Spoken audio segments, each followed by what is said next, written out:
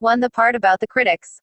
The first time that Jean-Claude Pelletier read Benno von Archambault was Christmas 1980, in Paris, when he was 19 years old and studying German literature.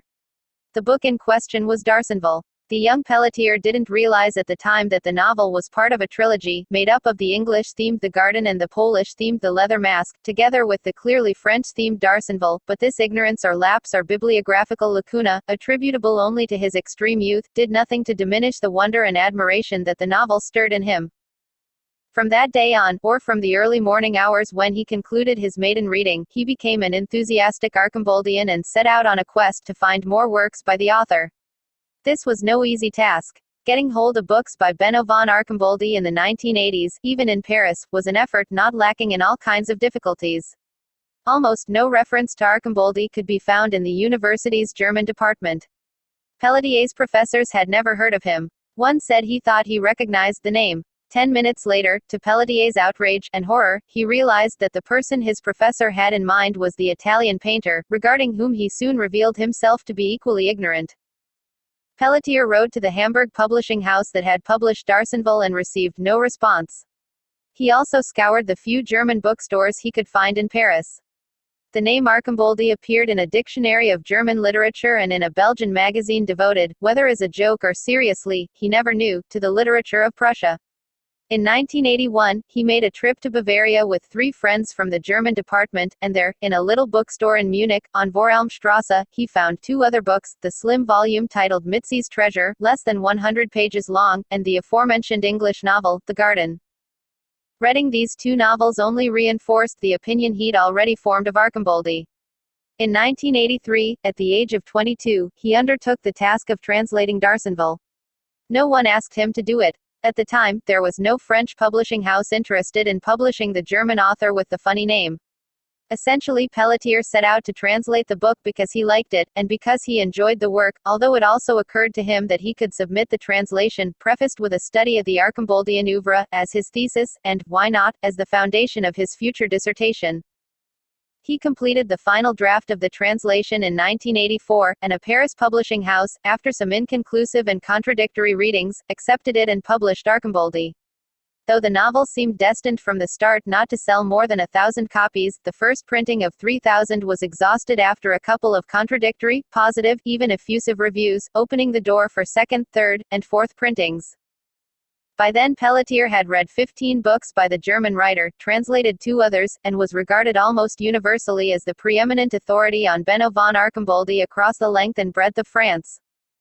Then Pelletier could think back on the day when he first read Archambault, and he saw himself, young and poor, living in a chambre de bonne, sharing the sink where he washed his face and brushed his teeth with 15 other people who lived in the same dark garret, shitting in a horrible and notably unhygienic bathroom that was more like a latrine or cesspit, also shared with the 15 residents of the garret, some of whom had already returned to the provinces, their respective university degrees in hand, or had moved to slightly more comfortable places in Paris itself, or were still there, just a few of them, vegetating or slowly dying of revulsion.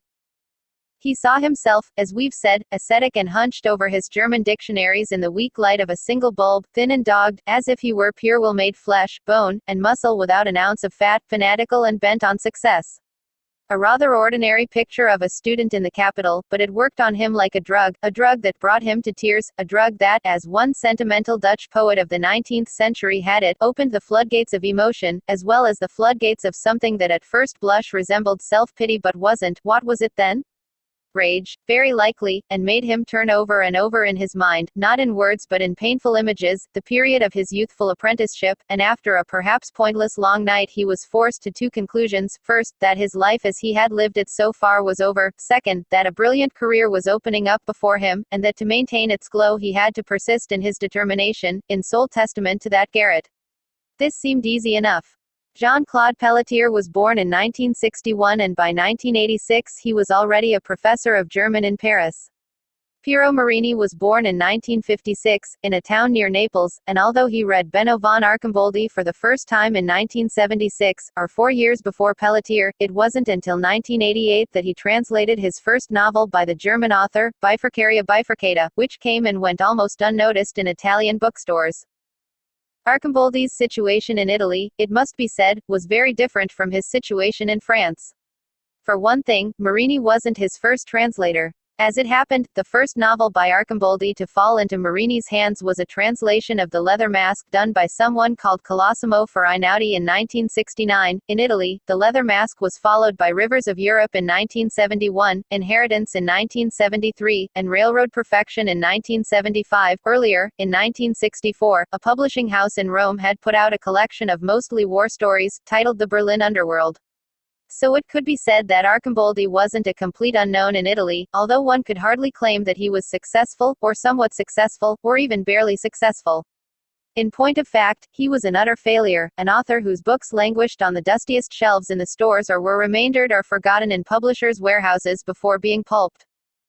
Marini, of course, was undaunted by the scant interest that Arcimboldi's work aroused in the Italian public, and after he translated Bifucaria Bifurcata he wrote 2 studies of Arcimboldi for journals in Milan and Palermo, one on the role of fate in Railroad Perfection, and the other on the various guises of conscience and guilt in Lethia, on the surface an erotic novel, and in Bitzius, a novel less than 100 pages long, similar in some ways to Mitzi's Treasure, the book that Pelletier had found in an old Munich bookstore, and that told the story of the life of Albert Bitzius, pastor of Lutzelfluh, in the canton of Bern, an author of sermons as well as a writer under the pseudonym Jeremiah Gotthelf. Both pieces were published, and Marini's eloquence or powers of seduction in presenting the figure of Arcimboldi overcame all obstacles, and in 1991 a second translation by Piero Marini, this time of St. Thomas, was published in Italy. By then, Marini was teaching German literature at the University of Turin. The doctors had diagnosed him with multiple sclerosis, and he had suffered the strange and spectacular accident that left him permanently wheelchair-bound. Manuel Espinosa came to Arcimboldi by a different route. Younger than Marini and Pelletier, Espinosa studied Spanish literature, not German literature, at least for the first 2 years of his university career, among other sad reasons because he dreamed of being a writer. The only German authors he was barely familiar with were 3 greats, Hölderlin, because at 16 he thought he was fated to be a poet and he devoured every book of poetry he could find, Goethe, because in his final year of secondary school a teacher with a humorous streak recommended that he read The Sorrows of Young Werther, in whose hero he would find a kindred spirit, and Schiller, because he had read one of his plays. Later he would discover the work of a modern author, Junger, with whom he became acquainted more by osmosis than anything else, since the Madrid writers he admired, and deep down hated bitterly, talked non-stop about Junger. So it could be said that Espinosa was acquainted with just one German author, and that author was Junger. At first he thought Junger's work was magnificent, and since many of the writer's books were translated into Spanish, Espinosa had no trouble finding them and reading them all. He would have preferred it to be less easy. Meanwhile, many of his acquaintances weren't just Junger devotees, some of them were the author's translators, too, which was something Espinosa cared little about since the glory he coveted was that of the writer, not the translator. As the months and years went by, silently and cruelly as is often the case, Espinosa suffered some misfortunes that made him change his thinking. It didn't take him long, for example, to discover that the group of Jungarians wasn't as Jungarian as he had thought, being instead, like all literary groups, enthralled to the changing seasons. In the fall, it's true, they were Jungarians, but in winter they suddenly turned into Barosians and in spring into Ortegonites, and in summer they would even leave the bar where they met to go out into the street and intone pastoral verse in honor of Camilo José Cela, something that the young Espinosa, who was fundamentally patriotic, would have been prepared to accept unconditionally if such displays had been embarked on in a fun-loving, carnivalesque spirit, but who could in no way take it all seriously. As did the bogus Jungarians. Worse was discovering what the members of the group thought about his own attempts at fiction. Their opinion was so negative that there were times, some nights, for example, when he couldn't sleep, that he began to wonder in all seriousness whether they were making a veiled attempt to get him to go away, stop bothering them, never show his face again. And even worse was when Junger showed up in person in Madrid and the group of Jungarians organized a trip to El Escorial for him, a strange whim of the maestro, visiting El Escorial, and when Espinosa tried to join the excursion, in any capacity whatsoever, he was denied the honor, as if the Jungarians deemed him unworthy of making up part of the Germans' garde du corps, or as if they feared that he, Espinosa, might embarrass them with some naive, abstruse remark, although the official explanation given, perhaps dictated by some charitable impulse, was that he didn't speak German. And everyone else who was going on the picnic with Junger did. That was the end of Espinosa's dealings with the Jungarians. And it was the beginning of his loneliness and a steady stream, or deluge, of resolutions, often contradictory or impossible to keep. These weren't comfortable nights, much less pleasant ones, but Espinosa discovered two things that helped him mightily in the early days: he would never be a fiction writer, and, in his own way, he was brave. He also discovered that he was bitter and full of resentment, that he used resentment, and that he might easily kill someone, anyone, if it would provide a respite from the loneliness and rain and cold of Madrid, but this was a discovery that he preferred to conceal. Instead, he concentrated on his realization that he would never be a writer and on making everything he possibly could out of his newly unearthed bravery. He continued at the university, studying Spanish literature, but at the same time he enrolled in the German department. He slept 4 or 5 hours a night and the rest of the time he spent at his desk. Before he finished his degree in German literature, he wrote a 20-page essay on the relationship between Werther and music, which was published in a Madrid literary magazine and a Göttingen University journal. By the time he was 25, he had completed both degrees. In 1990, he received his doctorate in German literature with a dissertation on Benno von Arcimboldi. A Barcelona publishing house brought it out 1 year later. By then, Espinosa was a regular at German literature conferences and roundtables. His command of German was, if not excellent, more than passable. He also spoke English and French. Like Marini and Pelletier, he had a good job and a substantial income, and he was respected to the extent possible by his students as well as his colleagues. He never translated Arcimboldi or any other German author. Besides Arcimboldi, there was one thing Marini, Pelletier, and Espinosa had in common. All three had iron wills. Actually, they had one other thing in common, but we'll get to that later. Liz Norton, on the other hand, wasn't what one would ordinarily call a woman of great drive, which is to say that she didn't draw up long or medium-term plans and throw herself wholeheartedly into their execution. She had none of the attributes of the ambitious. When she suffered, her pain was clearly visible, and when she was happy, the happiness she felt was contagious. She was incapable of setting herself a goal and striving steadily toward it. At least, no goal was appealing or desirable enough for her to pursue it unreservedly. Used in a personal sense, the phrase, achieve an end, seemed to her a small-minded snare. She preferred the word life, and, on rare occasions, happiness. If volition is bound to social imperatives, as William James believed, and it's therefore easier to go to war than it is to quit smoking, one could say that Liz Norton was a woman who found it easier to quit smoking than to go to war. This was something she'd been told once when she was a student, and she loved it, although it didn't make her read William James, then or ever. For her, reading was directly linked to pleasure, not to knowledge or enigmas or constructions or verbal labyrinths, as Marini, Espinosa, and Pelletier believed it to be. Her discovery of Arcimboldi was the least dramatic of all, and the least poetic. During the 3 months that she lived in Berlin in 1988, when she was 20, a German friend loaned her a novel by an author she had never heard of. The name puzzled her. How was it possible, she asked her friend, that there could be a German writer with an Italian surname, but with a von preceding it, indicating some kind of nobility? Her German friend had no answer. It was probably a pseudonym, he said. And to make things even stranger, he added, masculine proper names ending in vowels were uncommon in Germany. Plenty of feminine proper names ended that way, but certainly not masculine proper names. The novel was The Blind Woman, and she liked it, but not so much that it made her go running out to buy everything else that Benno von Arcimboldi had ever written. 5 months later, back in England again, Liz Norton received a gift in the mail from her German friend. As one might guess, it was another novel by Arcimboldi. She read it, liked it, went to her college library to look for more books by the German with the Italian name, and found two. One was the book she had already read in Berlin, and the other was Bitzius. Reading the latter really did make her go running out. It was raining in the quadrangle, and the quadrangular sky looked like the grimace of a robot or a god made in our own likeness. The oblique drops of rain slid down the blades of grass in the park, but it would have made no difference if they had slid up.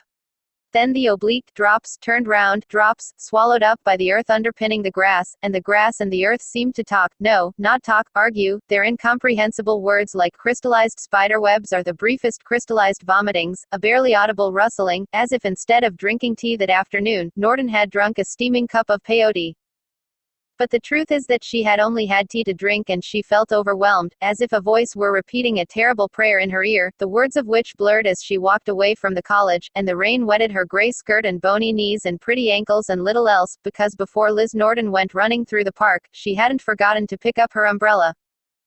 The first time Pelletier, Marini, Espinosa, and Norden saw each other was at a contemporary German literature conference held in Bremen in 1994. Pelletier and Marini had met before, during the German literature colloquiums held in Leipzig in 1989, when the GDR was in its death throes, and then they saw each other again at the German Literature Symposium held in Mannheim in December of the same year, a disaster, with bad hotels, bad food, and abysmal organizing. At a modern German literature forum in Zurich in 1990, Pelletier and Marini met Espinosa. Espinosa saw Pelletier again at a 20th-century German literature congress held in Maastricht in 1991. Pelletier delivered a paper titled Heine and Arcimboldi, Converging Paths. Espinosa delivered a paper titled Ernst Junger and Benno von Arcimboldi, Diverging Paths, and it could more or less safely be said that from that moment on they not only read each other in the scholarly journals, they became friends, or they struck up something like a friendship. In 1992, Pelletier, Espinosa, and Marini ran into each other again at a German literature seminar in Augsburg.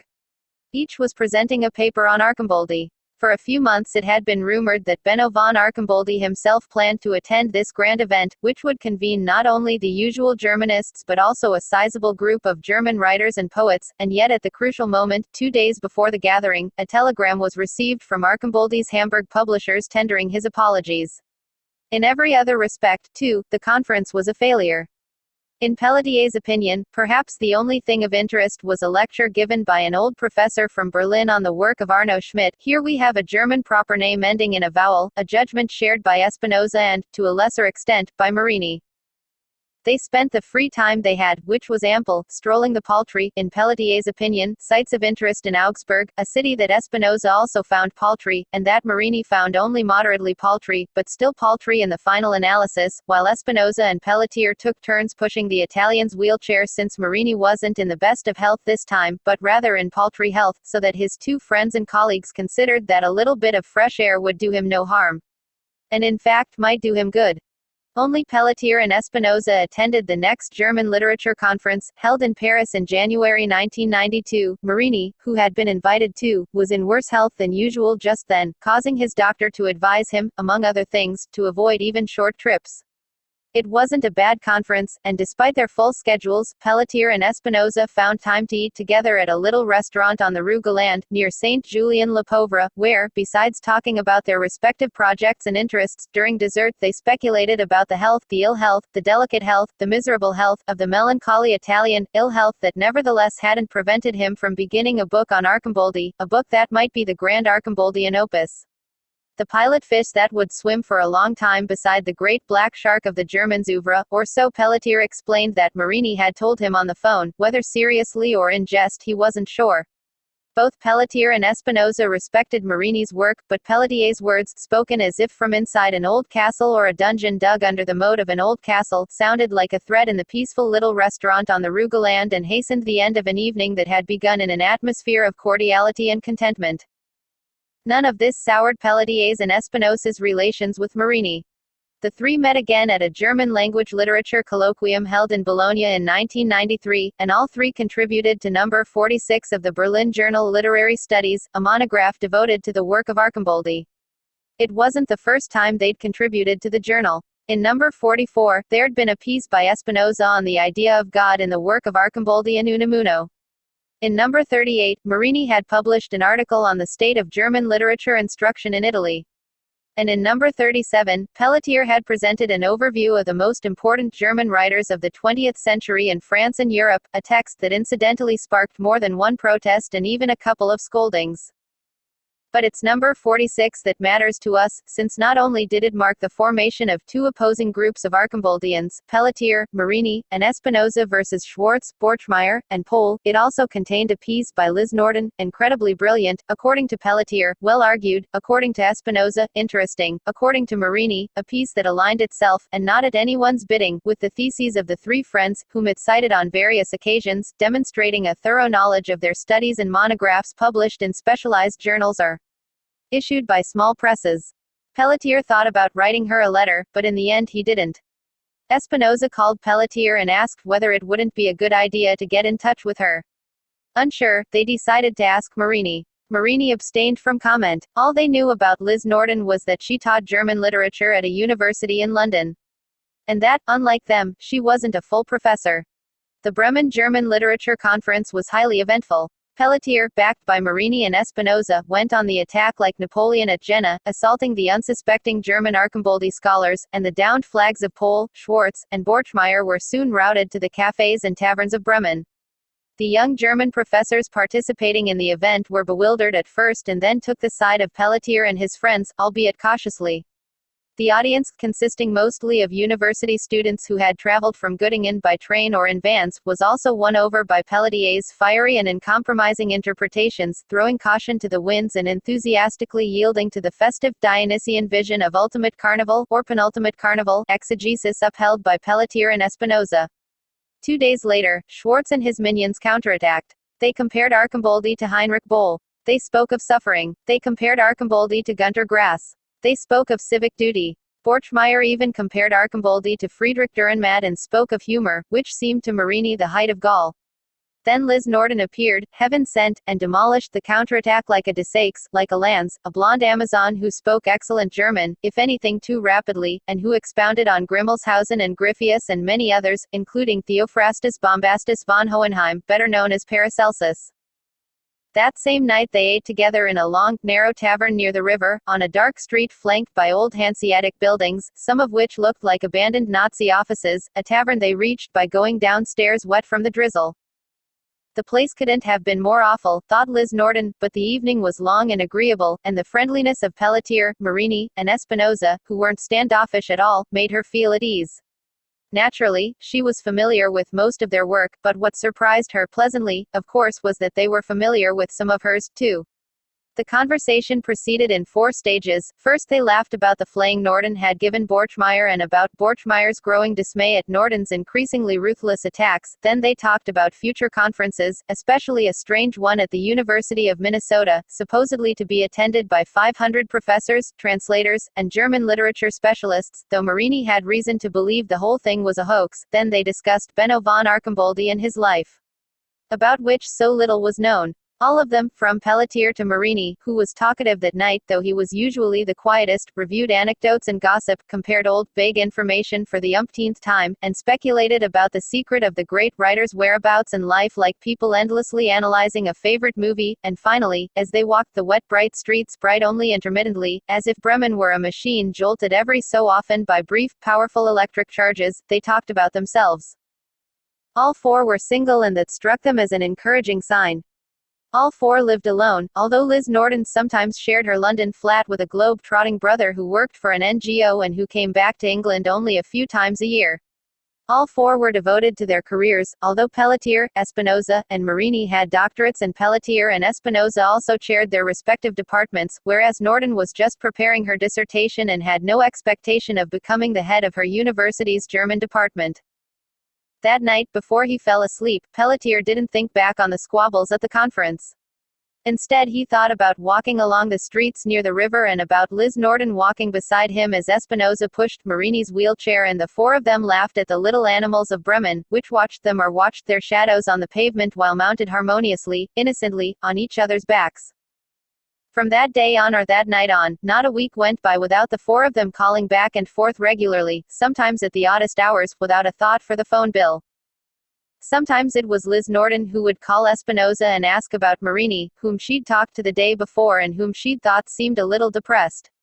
That same day Espinosa would call Pelletier and inform him that according to Norden, Marini's health had taken a turn for the worst, to which Pelletier would respond by immediately calling Marini, asking him bluntly how he was, laughing with him, because Marini did his best never to talk seriously about his condition, exchanging a few unimportant remarks about work, and later telephoning Norden, maybe at midnight, after putting off the pleasure of the call with a frugal and exquisite dinner, and assuring her that as far as could be hoped, Marini was fine, normal, stable, and what Norden had taken for depression was just the Italian's natural state, sensitive as he was to changes in the weather. Maybe the weather had been bad in Turin, maybe Marini had dreamed who knows what kind of horrible dream the night before, thus ending a cycle that would begin again a day later, or 2 days later, with Marini calling Espinosa for no reason, just to say hello, that was all, to talk for a while, the call invariably taken up with unimportant things.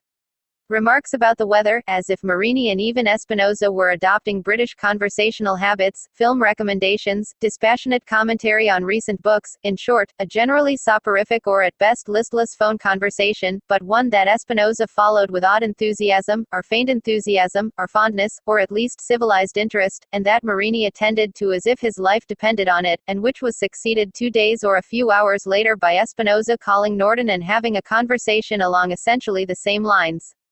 And Norden calling Pelletier, and Pelletier calling Marini, with the whole process starting over again days later, the call transmuted into hyperspecialized code, signifier and signified in Arcimboldi, text, subtext, and paratext, reconquest of the verbal and physical territoriality in the final pages of Bitzius, which under the circumstances was the same as talking about film or problems in the German department or the clouds that passed incessantly over their respective cities, morning to night.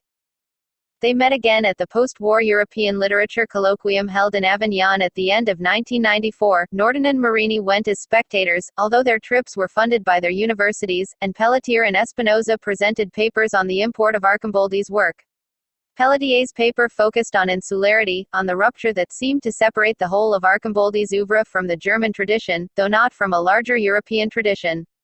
Espinosa's paper, one of the most engaging he ever wrote, revolved around the mystery veiling the figure of Arcimboldi, about whom virtually no one, not even his publisher, knew anything. His books appeared with no author photograph on the flaps or back cover. His biographical data was minimal. German writer born in Prussia in 1920, his place of residence was a mystery, although at some point his publisher let slip in front of a Spiegel reporter that one of his manuscripts had arrived from Sicily. None of his surviving fellow writers had ever seen him. No biography of him existed in German, even though sales of his books were rising in Germany as well as in the rest of Europe and even in the United States, which likes vanished writers or millionaire writers, or the legend of vanished writers, and where his work was beginning to circulate widely, no longer just in German departments but on campus and off campus, in the vast cities with a love for the oral and the visual arts. At night Pelletier, Marini, Espinosa, and Norden would have dinner together, sometimes accompanied by one or two German professors whom they'd known for a long time, and who would usually retire early to their hotels or stay until the end of the evening but remain discreetly in the background, as if they understood that the four-cornered figure formed by the Arcimboldians was inviolable and also liable to react violently to any outside interference at that hour of the night. By the end it was always just the four of them walking the streets of Avignon, as blithely and happily as they'd walked the grimy, bureaucratic streets of Bremen and as they would walk the many streets awaiting them in the future, Norden pushing Marini with Pelletier to her left and Espinosa to her right, or Pelletier pushing Marini with Espinosa to his left and Norden walking backward ahead of them and laughing with all the might of her 26 years, a magnificent laugh that they were quick to imitate, although they would surely have preferred not to laugh but just to look at her, or the four of them abreast and halted beside the low wall of a storied river, in other words a river tamed, talking about their German obsession without interrupting one another, testing and savoring one another's intelligence, with long intervals of silence that not even the rain could disturb. When Pelletier returned from Avignon at the end of 1994, when he opened the door to his apartment in Paris and set his bag on the floor and closed the door, when he poured himself a glass of whiskey and opened the drapes and saw the usual view, a slice of the Place de Breteuil with the UNESCO building in the background, when he took off his jacket and left the whiskey in the kitchen and listened to the messages and the answering machine, when he felt drowsiness, heaviness in his eyelids, but instead of getting into bed and going to sleep he undressed and took a shower. When wrapped in a white bathrobe that reached almost to his ankles he turned on the computer, only then did he realize that he missed Liz Norden and that he would have given anything to be with her at that moment, not just talking to her but in bed with her, telling her that he loved her and hearing from her lips that she loved him too. Espinosa experienced something similar, though slightly different in two respects. First, the need to be near Liz Norden struck some time before he got back to his apartment in Madrid. By the time he was on the plane he'd realized that she was the perfect woman, the one he'd always hoped to find, and he began to suffer. Second, among the ideal images of Norden that passed at supersonic speed through his head as the plane flew towards Spain at 400 miles an hour, there were more sex scenes than Pelletier had imagined. Not many more, but more. Meanwhile, Marini, who traveled by train from Avignon to Turin, spent the trip reading the cultural supplement of Two Manifesto, and then he slept until a couple of ticket collectors, who would help him onto the platform in his wheelchair, let him know that they'd arrived. As for what passed through Liz Norden's head, it's better not to say. Still, the friendship of the four Archamboldians continued in the same fashion as ever, unshakable, shaped by a greater force that the four didn't resist, even though it meant relegating their personal desires to the background.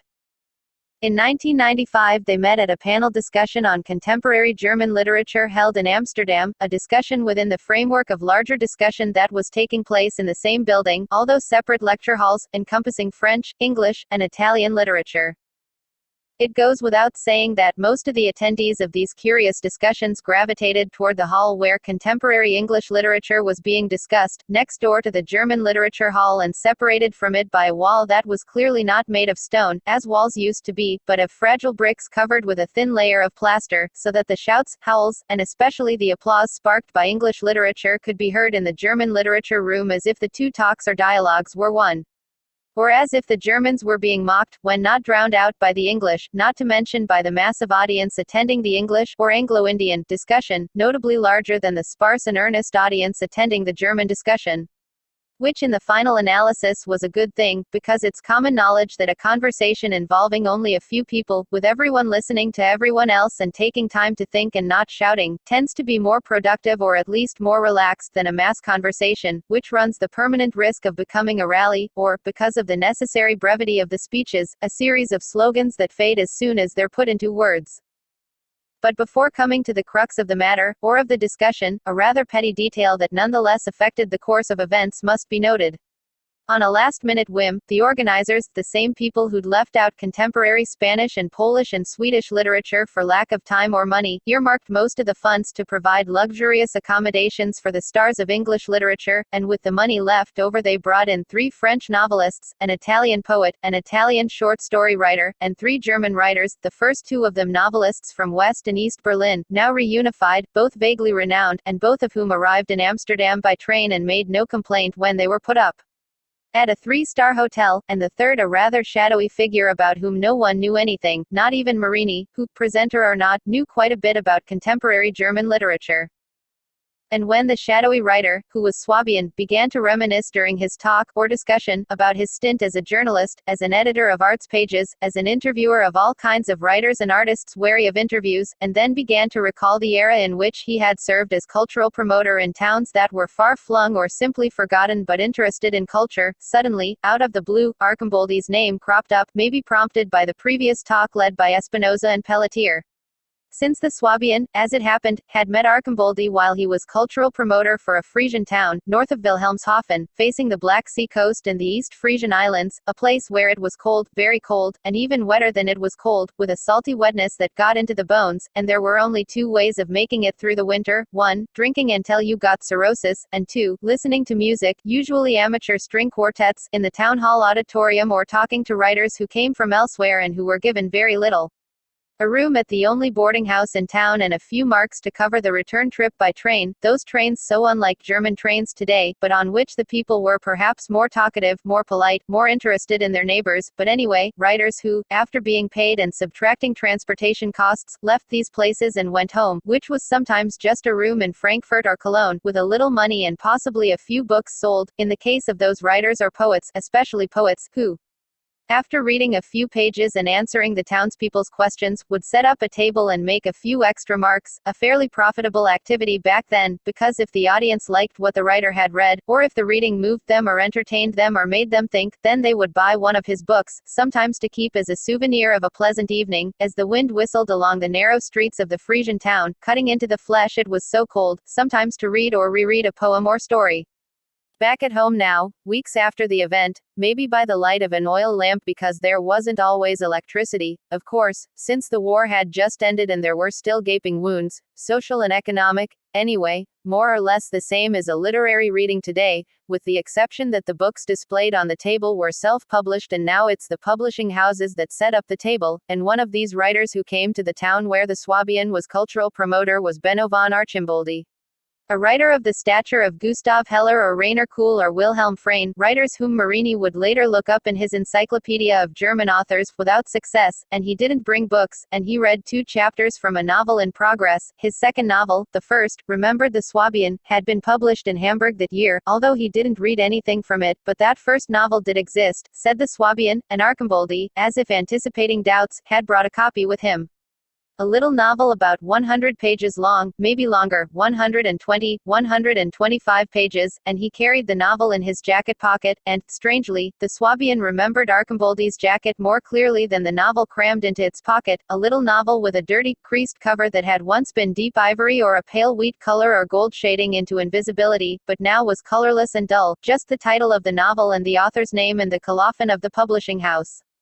Whereas the jacket was unforgettable, a black leather jacket with a high collar, providing excellent protection against the snow and rain and cold, loose-fitting, so it could be worn over heavy sweaters or two sweaters without anyone noticing, with horizontal pockets on each side, and a row of 4 buttons, neither very large nor very small, sewn on with something like fishing line, a jacket that brought to mind, why I don't know, the jackets worn by some Gestapo officers, although back then black leather jackets were in fashion and anyone who had the money to buy one or had inherited one wore it without stopping to think about what it suggested, and the writer who had come to that Frisian town was Benno von Arcimboldi, the young Benno von Arcimboldi, 29 or 30 years old, and it had been he, the Swabian, who had gone to wait for him at the train station and who had accompanied him to the boarding house, talking about the weather, which was bad, and then had brought him to City Hall, where Arcimboldi hadn't set up any table and had read 2 chapters from a novel that wasn't finished yet.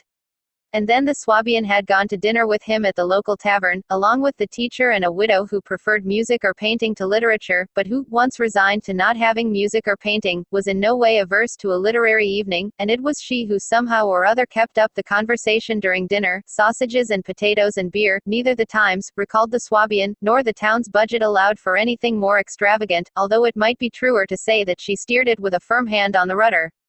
And the men who were around the table, the mayor's secretary, a man in the salted fish business, an old schoolteacher who kept falling asleep even with his fork in his hand, and a town employee, a very nice boy named Fritz who was a good friend of the Swabians, nodded or were careful not to contradict the redoubtable widow whose knowledge of the arts was much greater than anyone else's, even the Swabians, and who had traveled in Italy and France and had even, on one of her voyages, an unforgettable ocean crossing, gone as far as Buenos Aires, in 1927 or 1928, when the city was a meat emporium and the refrigerator ships left port laden with meat, a sight to see, hundreds of ships arriving empty and leaving laden with tons of meat headed all over the world, and when she, the lady, went out on deck, say at night, half asleep or seasick or ailing, all she had to do was lean on the rail and let her eyes grow accustomed to the dark, and then the view of the port was startling and it instantly cleared away any vestiges of sleep or seasickness or other ailments.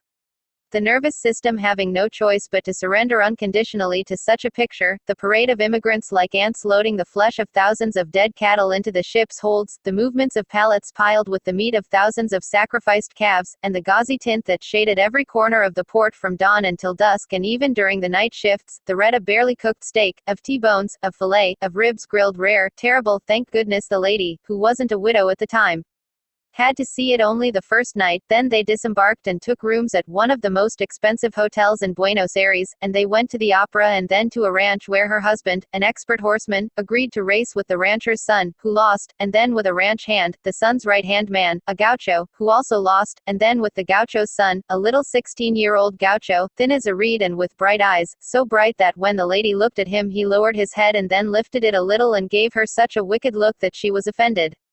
What an insolent urchin, while her husband laughed and said in German, "You've made quite an impression on the boy," a joke the lady didn't find the least bit funny, and then the little gaucho mounted his horse and they set off. The boy could really gallop, he clung to the horse so tightly it was as if he were glued to its neck, and he sweated and thrashed it with his whip, but in the end her husband won the race. He hadn't been captain of a cavalry regiment for nothing, and the rancher and the rancher's son got up from their seats and clapped.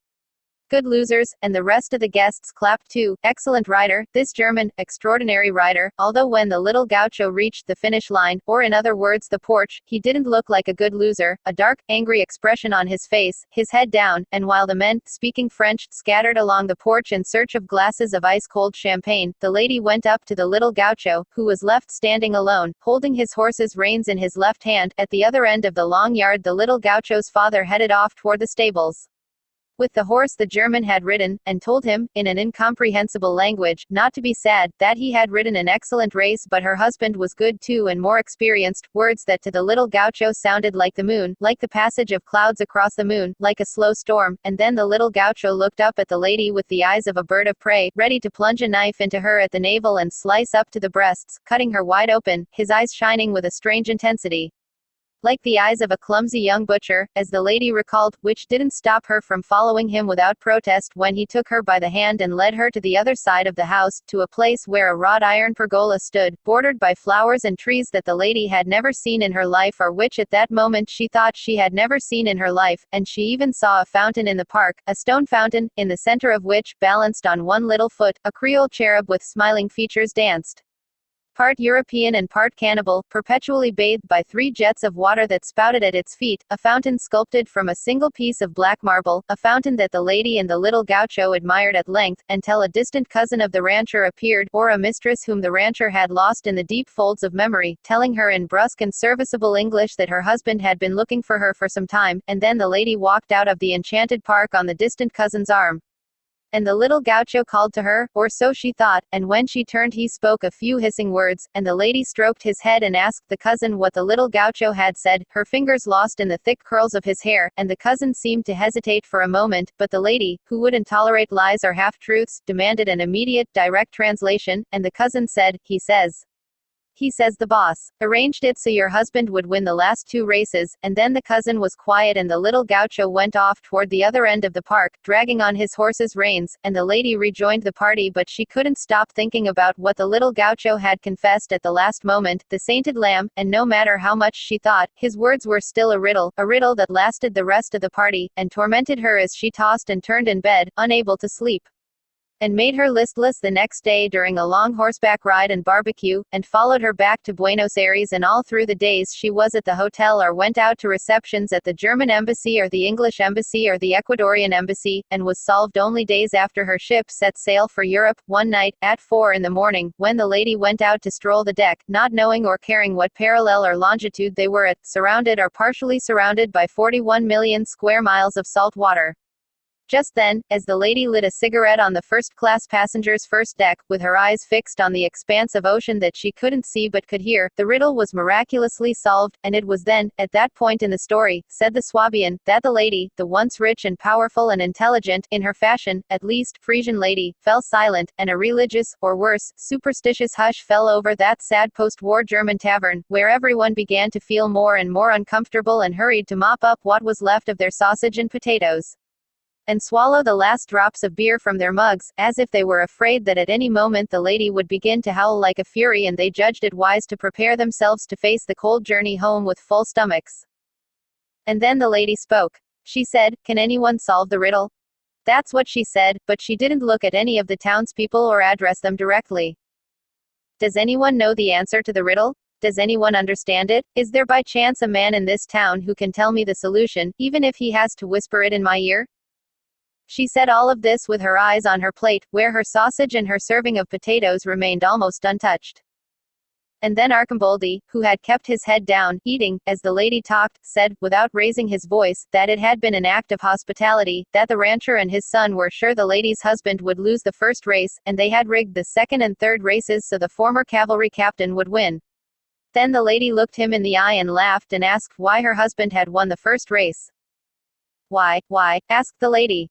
Because the rancher's son, said Arcimboldi, who surely rode better and had a better mount than your husband, was overcome at the last minute by selflessness. In other words, he chose extravagance, carried away by the impromptu festivities that he and his father had arranged. Everything had to be squandered, including his victory, and somehow everyone understood it had to be that way, including the woman who came looking for you in the park. Everyone except the little gaucho. Was that all? Asked the lady.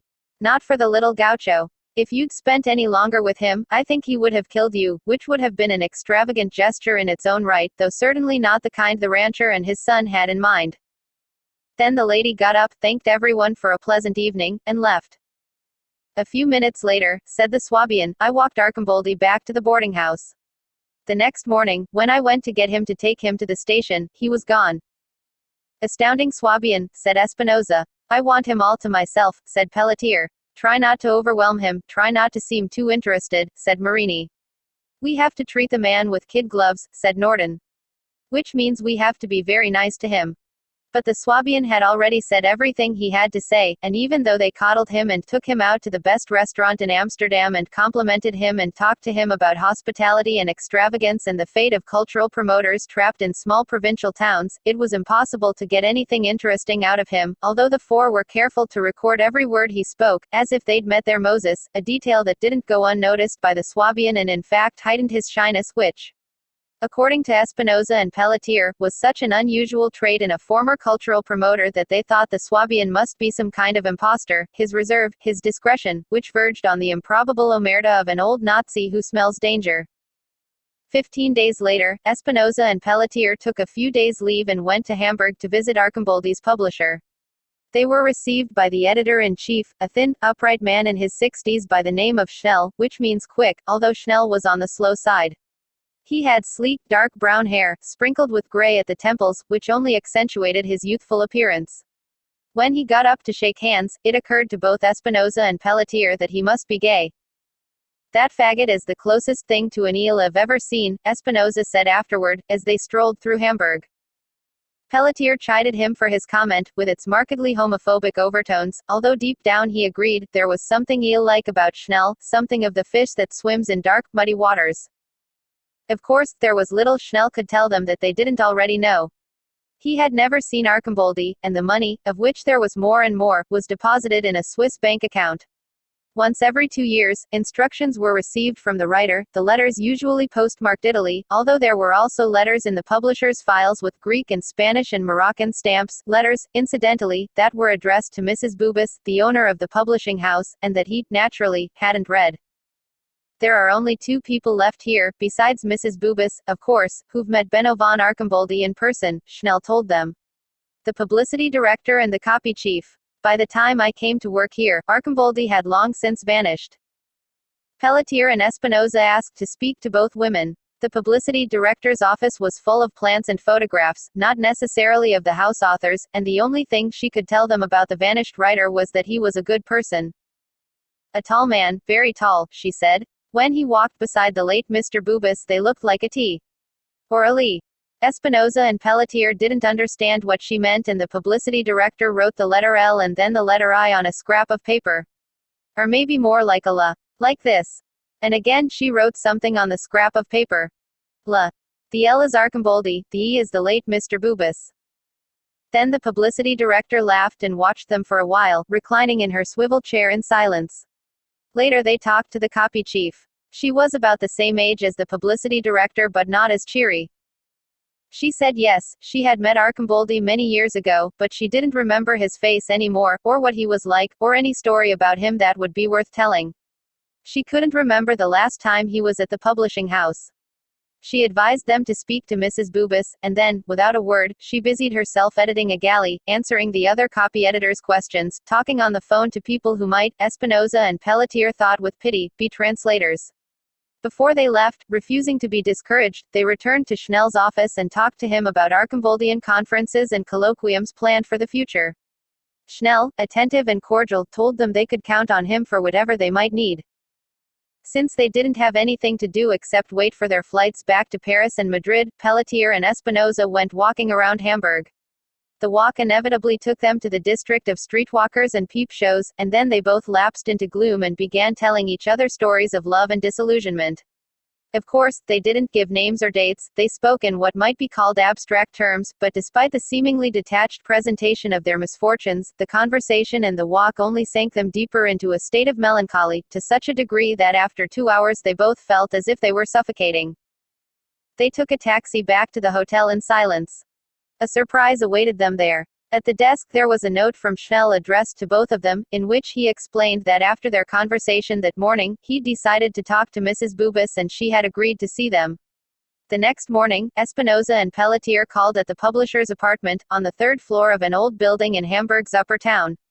As they waited they looked at the framed photographs on one wall. On the other 2 walls there were canvases by Soutine and Kandinsky and several drawings by Gross, Kokoschka, and Ensor. But Espinosa and Pelletier were much more interested in the photographs, which were almost all of writers they disdained or admired, and in any case had read Thomas Mann with Bubis, Heinrich Mann with Bubis, Klaus Mann with Bubis, Alfred Doblin with Bubis, Hermann Hesse with Bubis, Walter Benjamin with Bubis, Anna Seghers with Bubis, Stefan Zweig with Bubis, Bertolt Brecht with Bubis, Feuchtwanger with Bubis, Johannes Becker with Bubis, Oscar Maria Graf with Bubis, Bodies and Faces and Vague Scenery. Beautifully framed, with the innocence of the dead, who no longer mind being observed, the people in the photographs gazed out on the professor's barely contained enthusiasm. When Mrs. Bubis appeared, the two of them had their heads together trying to decide whether a man next to Bubis was Falada or not.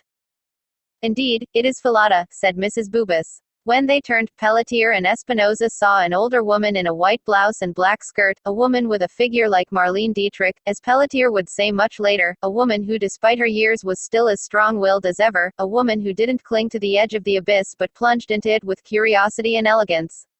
A woman who plunged into the abyss sitting down. My husband knew all the German writers and the German writers loved and respected my husband, even if a few of them said horrible things about him later that weren't always even accurate, said Mrs. Bubis, with a smile.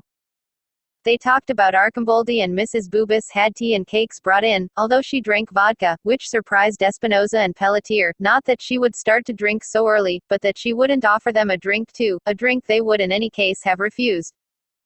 The only person at the press who knew Arcimboldi's work to perfection, said Mrs. Bubis, was Mr. Bubis, who published all his books. But she asked herself, and by extension, the two of them, how well anyone could really know another person's work. For example, I love Gross's work, she said, gesturing toward the Gross drawings on the wall, but do I really know it? His stories make me laugh. Often I think Gross drew what he did to make me laugh. Sometimes I laugh to the point of hilarity, and hilarity becomes helpless mirth. But once I met an art critic who of course liked Gross, and who nevertheless got very depressed when he attended a retrospective of his work or had to study some canvas or drawing in a professional capacity. And these bouts of depression or sadness would last for weeks. This art critic was a friend, but we'd never discussed Gross. Once, however, I mentioned the effect Gross had on me. At first he refused to believe me. Then he started to shake his head. Then he looked me up and down as if he'd never laid eyes on me before. I thought he'd gone mad. That was the end of our friendship. A while ago I was told that he still says I know nothing about Gross and I have the aesthetic sense of a cow. Well, as far as I'm concerned he can say whatever he likes.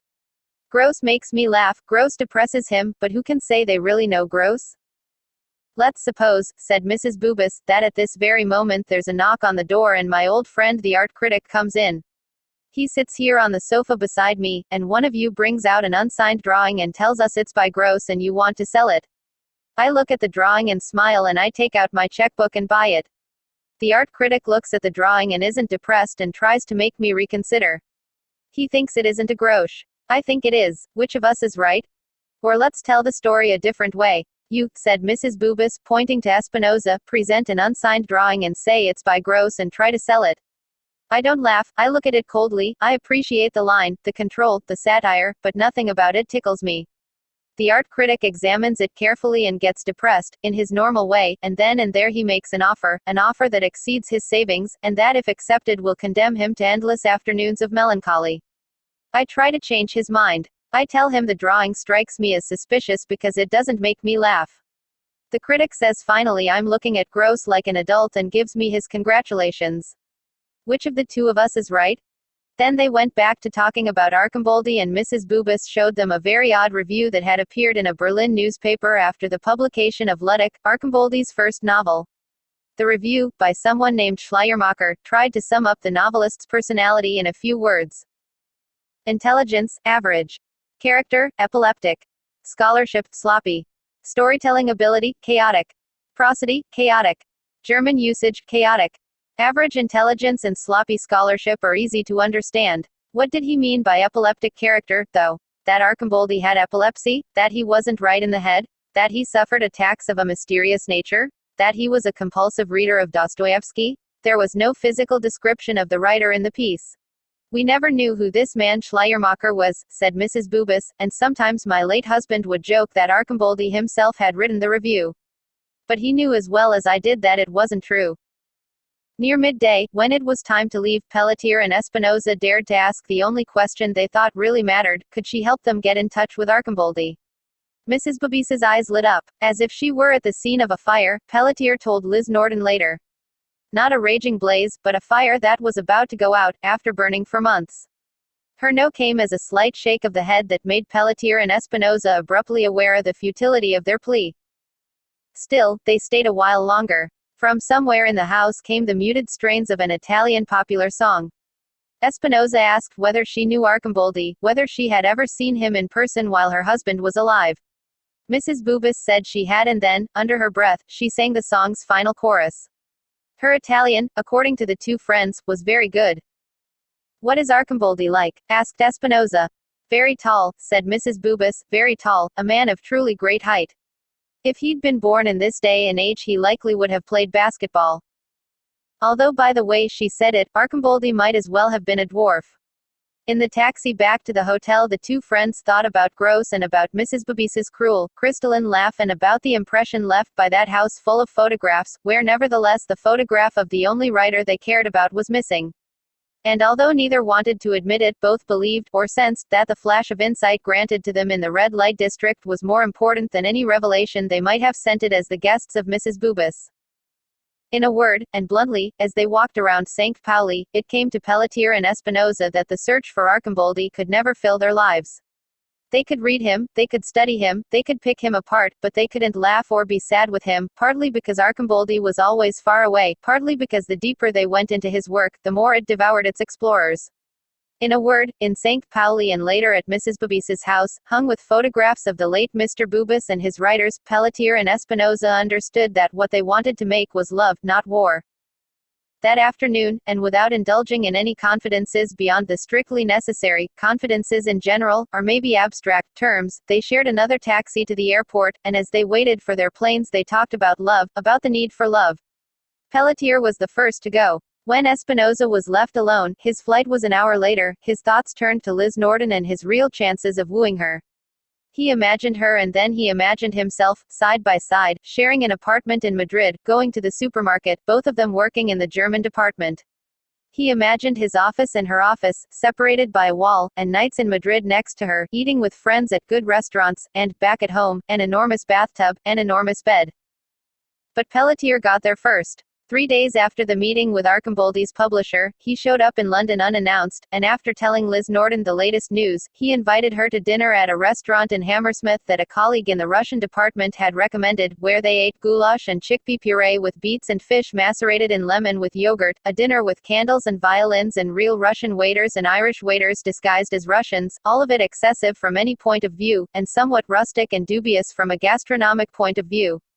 And they had vodka with their dinner and a bottle of Bordeaux, and the whole meal cost Pelletier an arm and a leg, but it was worth it because then Norton invited him home, officially to discuss Arcimboldi and the few things that Mrs. Bubis had revealed, including, of course, the critic Schleiermacher's contemptuous appraisal of Arcimboldi's first book, and then both of them started to laugh and Pelletier kissed Norton on the lips, with great tact, and she kissed him back much more ardently, thanks possibly to the dinner and the vodka and the Bordeaux.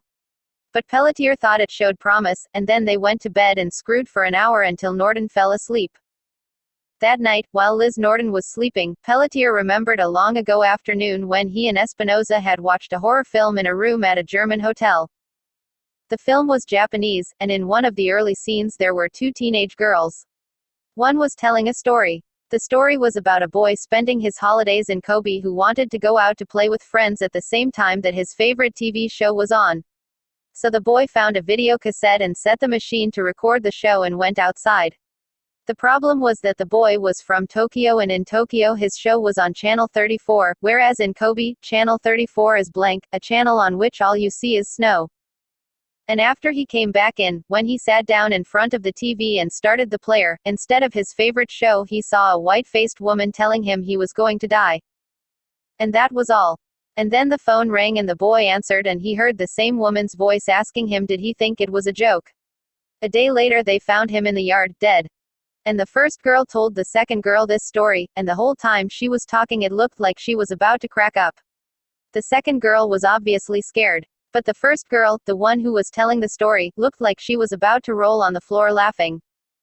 And then, remembered Pelletier, Espinosa said the first girl was a two-bit psychopath and the second girl was a silly bitch, and the film could have been good if the second girl, instead of staring open-mouthed and looking horrified, had told the first one to shut up. And not gently, not politely, instead she should have told the girl, shut up, you cunt, what's so funny? Does it turn you on telling the story of a dead boy? Does it make you come telling the story of a dead boy, you imaginary dick-sucking bitch? And so on, in the same vein. And Pelletier remembered that Espinosa spoke so vehemently, he even did the voice the second girl should have used and the way she should have stood, that he thought it best to turn off the TV and take him to the bar for a drink before they went back to their rooms. And he also remembered that he felt tenderness toward Espinosa at that moment, a tenderness that brought back adolescence, adventures fiercely shared, and small-town afternoons. That week, Liz Norton's home phone rang 3 or 4 times every afternoon and her cell phone rang 2 or 3 times every morning. The calls were from Pelletier and Espinosa, and although both produced elaborate Archimboldian pretexts, the pretexts were exhausted in a minute and the two professors proceeded to say what was really on their minds. Pelletier talked about his colleagues in the German department, about a young Swiss poet and professor who was badgering him for a scholarship, about the sky in Paris, shades of Baudelaire, Verlaine, Bonneville, about the cars at dusk, their lights already on, heading home.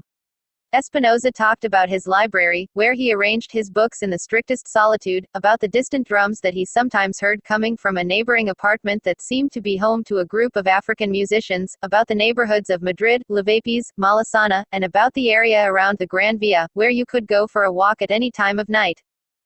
During this period, both Espinosa and Pelletier completely forgot about Marini. Only Norton called him now and then, carrying on the same conversations as ever. In his way, Marini had vanished from sight. Soon Pelletier got used to traveling to London whenever he wanted, though it must be emphasized that in terms of proximity and ready modes of transportation, he had it easiest. These visits lasted only a single night. Pelletier would arrive just after 9, meeting Norton at 10 at a restaurant where he had made reservations from Paris, and by 1 they were in bed. Liz Norton was a passionate lover, although her passion was of limited duration. Not having much imagination of her own, she abandoned herself to any game her lover suggested, without ever taking the initiative, or thinking she ought to. These sessions rarely lasted more than 3 hours, a fact that occasionally saddened Pelletier, who would gladly have screwed till daybreak. After the sexual act, and this was what frustrated Pelletier most, Norton preferred to talk about academic matters rather than to look frankly at what was developing between them. To Pelletier, Norton's coldness seemed a particularly feminine mode of self-protection. Hoping to get through to her, one night he decided to tell her the story of his own sentimental adventures. He drew up a long list of women he had known and exposed them to her frosty or indifferent gaze. She seemed unimpressed and showed no desire to repay his confession with one of her own. In the mornings, after he called a cab, Pelletier slipped soundlessly into his clothes so as not to wake her and headed for the airport. Before he left he would spend a few seconds watching her, sprawled on the sheets, and sometimes he felt so full of love he could have burst into tears. An hour later Liz Norton's alarm would sound and she'd jump out of bed. She'd take a shower, put water on to boil, drink tea with milk, dry her hair, and launch a thorough inspection of her apartment as if she were afraid that her nocturnal visitor had purloined some object of value. The living room and bedroom were almost always a wreck, and that bothered her. Impatiently, she would gather up the dirty glasses, empty the ashtrays, change the sheets, put back the books that Pelletier had taken down from the shelves and left on the floor, return the bottles to the rack in the kitchen, and then get dressed and go to the university. If she had a meeting with her department colleagues, she would go to the meeting, and if she didn't have a meeting she would shut herself up in the library to work or read until it was time for class. One Saturday Espinosa told her that she must come to Madrid, she would be his guest. Madrid at this time of year was the most beautiful city in the world, and there was a Bacon retrospective on, too, which wasn't to be missed. "I'll be there tomorrow," said Norton, which caught Espinosa off guard, since what his invitation had expressed was more a wish than any real hope that she might accept. The certain knowledge that she would appear at his apartment the next day naturally sent Espinosa into a state of growing excitement and rampant insecurity. And yet they had a wonderful Sunday. Espinosa did everything in his power to assure they would, and that night they went to bed together, listening for the sound of the drums next door but hearing nothing, as if that day the African band had packed up for a tour of other Spanish cities. Espinosa had so many questions to ask that when the time came he didn't ask a single one.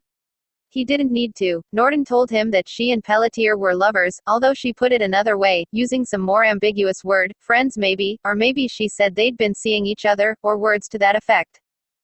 Espinosa would have liked to ask how long they'd been lovers, but all that came out was a sigh. Norton said she had many friends, without specifying whether she meant friends or lover friends, and always had ever since she was 16, when she made love for the first time with a 34-year-old, a failed. Espinosa, who had never talked to a woman about love, or sex, in German, the two of them naked in bed, wanted to know how exactly she did see things, because he wasn't quite clear on that, but all he did was nod. Then came the great surprise. Norton looked him in the eye and asked whether he thought he knew her. Espinosa said he wasn't sure, maybe in some ways he thought he did and in other ways he didn't, but he felt great respect for her and admired her work as a scholar and critic of the Arcamboldian oeuvre. That was when Norton told him she'd been married and was now divorced. I had no idea, said Espinosa. Well, it's true, said Norton. I'm a divorcee. When Liz Norton flew back to London, Espinosa was left even more nervous than he'd been during her 2 days in Madrid. On the one hand, the encounter had been as successful as he could have hoped, of that there was no doubt. In bed, especially, the two of them seemed to understand each other, to be in sync, well matched, as if they'd known each other for a long time, but when the sex was over and Norton was in the mood to talk, everything changed. She entered a hypnotic state, as if she didn't have any woman friend to turn to, thought Espinosa, who in his heart believed that such confessions weren't intended for men's ears but should be heard by other women. Norton talked about menstrual cycles, for example, and the moon and black and white movies that turned without warning into horror films, which thoroughly depressed Espinosa, to the extent that when she stopped talking it took a superhuman effort for him to dress and go out for dinner or meet friends. Arm in arm with Norton, not to mention the business with Pelletier, which when you really thought about it was chilling, and now who'll tell Pelletier that I'm sleeping with Liz, all of which unsettled Espinosa and, when he was alone, gave him knots in his stomach and made him want to run to the bathroom, just as Norton had explained happened to her. How could I have let her tell me these things? When she saw her ex-husband, 6'3" and not very stable, a danger to himself and others, somebody who might have been a small-time thug or hooligan, the extent of his cultural education, the old songs he sang in the pub with his mates from childhood, a bastard who believed in television and had the shrunken and shriveled soul of a religious fundamentalist. To put it plainly, the worst husband a woman could inflict on herself, no matter how you looked at it. And even though Espinosa calmed himself with the promise that he wouldn't take things any further, 4 days later, once he was recovered, he called Norton and said he wanted to see her. Norton asked whether he'd rather meet in London or Madrid. Espinosa said it was up to her. Norton chose Madrid. Espinosa felt like the happiest man in the world. Norton arrived Saturday evening and left Sunday night. Espinosa drove her to El Escorial and then they went to a flamenco show. He thought she seemed happy, and he was glad. Saturday night they made love for 3 hours, after which Norton, instead of starting to talk as she had before, said that she was exhausted and went to sleep. The next day, after they showered, they made love again and left for El Escorial. On the way back Espinosa asked her whether she'd seen Pelletier. Norton said she had, that Jean-Claude had been in London. How is he? Asked Espinosa. Fine, said Norton. I told him about us. Espinosa got nervous and concentrated on the road. So what did he think? He asked. That it's my business, said Norton, but sooner or later I'll have to choose. Though he made no comment, Espinosa admired Pelletier's attitude. There's a man who knows how to play fair, he thought. Then Norton asked him how he felt about it. More or less the same, lied Espinosa, without taking his eyes off the road. For a while they were silent and then Norton started to talk about her husband. This time the horror stories she told didn't affect Espinosa in the slightest. Pelletier called Espinosa that Sunday night just after Espinosa had dropped Norton off at the airport. He got straight to the point. He said he knew Espinosa knew what was going on. Espinosa said he appreciated the call, and whether Pelletier believed it or not, he'd been planning to call him that very night and the only reason he hadn't was because Pelletier had beaten him to it. Pelletier said he believed him. So what do we do now? Asked Espinosa. Leave it all in the hands of fate, answered Pelletier. Then they started to talk, and laughed quite a bit, about a strange conference that had just been held in Salonika, to which only Marini had been invited. In Salonika, Marini had a mild attack. One morning he woke up in his hotel room and couldn't see anything. He had gone blind. He panicked at first, but after a while he managed to regain control. He lay in bed without moving, trying to go back to sleep.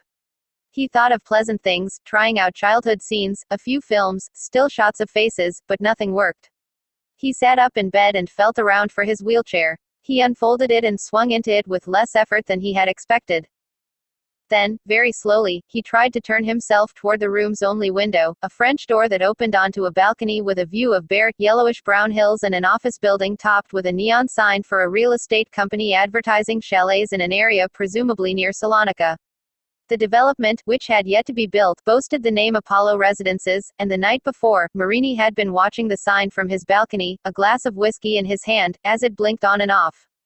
When he reached the window at last and managed to open it, he felt dizzy, as if he were about to faint. First he thought about trying to find the door to the hallway and maybe calling for help or letting himself fall in the middle of the corridor. Then he decided that it would be best to go back to bed.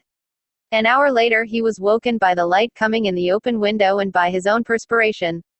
He called the reception desk and asked whether there were any messages for him. He was told there were none. He undressed in bed and got back in the wheelchair sitting ready beside him. It took him half an hour to shower and dress himself in clean clothes. Then he closed the window, without looking out, and left the room for the conference. The four of them met again at the Contemporary German Literature Symposium held in Salzburg in 1996. Espinosa and Pelletier seemed very happy. Norden, on the other hand, was like an ice queen, indifferent to the city's cultural offerings and beauty. Marini showed up loaded with books and papers to grade, as if the Salzburg meeting had caught him at one of his busiest moments. All four were put up at the same hotel. Marini and Norden were on the third floor, in rooms 305 and 311, respectively. Espinosa was on the fifth floor, in room 509, and Pelletier was on the sixth floor, in room 602. The hotel was literally overrun by a German orchestra and a Russian choir, and there was a constant musical hubbub in the hallways and on the stairs, sometimes louder and sometimes softer, as if the musicians never stopped humming overtures or as if a mental and musical static had settled over the hotel. Espinosa and Pelletier weren't bothered in the least by it, and Marini seemed not to notice, but this was just the sort of thing, Norden exclaimed, one of many others she wouldn't mention, that made Salzburg such a shithole. Naturally, neither Pelletier nor Espinosa visited Norden in her room a single time.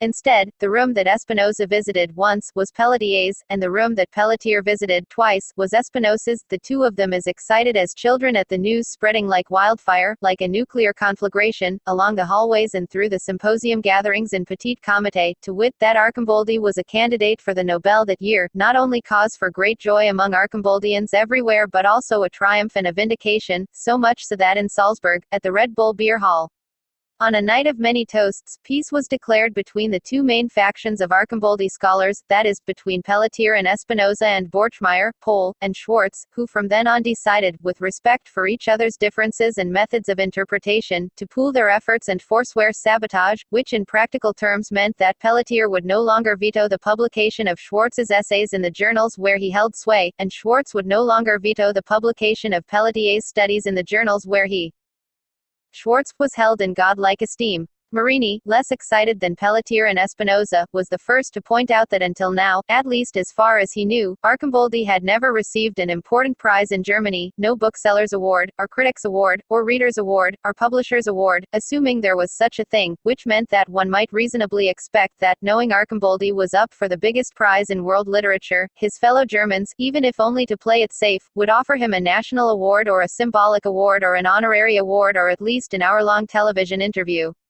None of which happened, incensing the Arcimboldians, united this time, who, rather than being disheartened by the poor treatment that Arcimboldi continued to receive, redoubled their efforts, galvanized in their frustration and spurred on by the injustice with which a civilized state was treating not only, in their opinion, the best living writer in Germany, but the best living writer in Europe, and this triggered an avalanche of literary and even biographical studies of Arcimboldi, about whom so little was known that it might as well be nothing at all. Which in turn drew more readers, most captivated not by the German's work but by the life or non-life of such a singular figure, which in turn translated into a word-of-mouth movement that increased sales considerably in Germany, a phenomenon not unrelated to the presence of Dieter Hellfeld, the latest acquisition of the Schwartz, Borchmeyer, and Pohl group, which in turn gave new impetus to the translations and the reissues of the old translations, none of which made Arcimboldi a bestseller but did boost him. for 2 weeks, to 9th place on the bestseller list in Italy, and to 12th place in France, also for 2 weeks, and although it never made the lists in Spain, a publishing house there bought the rights to the few novels that still belonged to other Spanish publishers and the rights to all of the writers' books that had yet to be translated into Spanish, and in this way a kind of Arcimboldi library was begun, which wasn't a bad business. In the British Isles, it must be said, Arcimboldi remained a decidedly marginal writer. In these heady days, Pelletier happened on a piece written by the Swabian whom they'd had the pleasure of meeting in Amsterdam.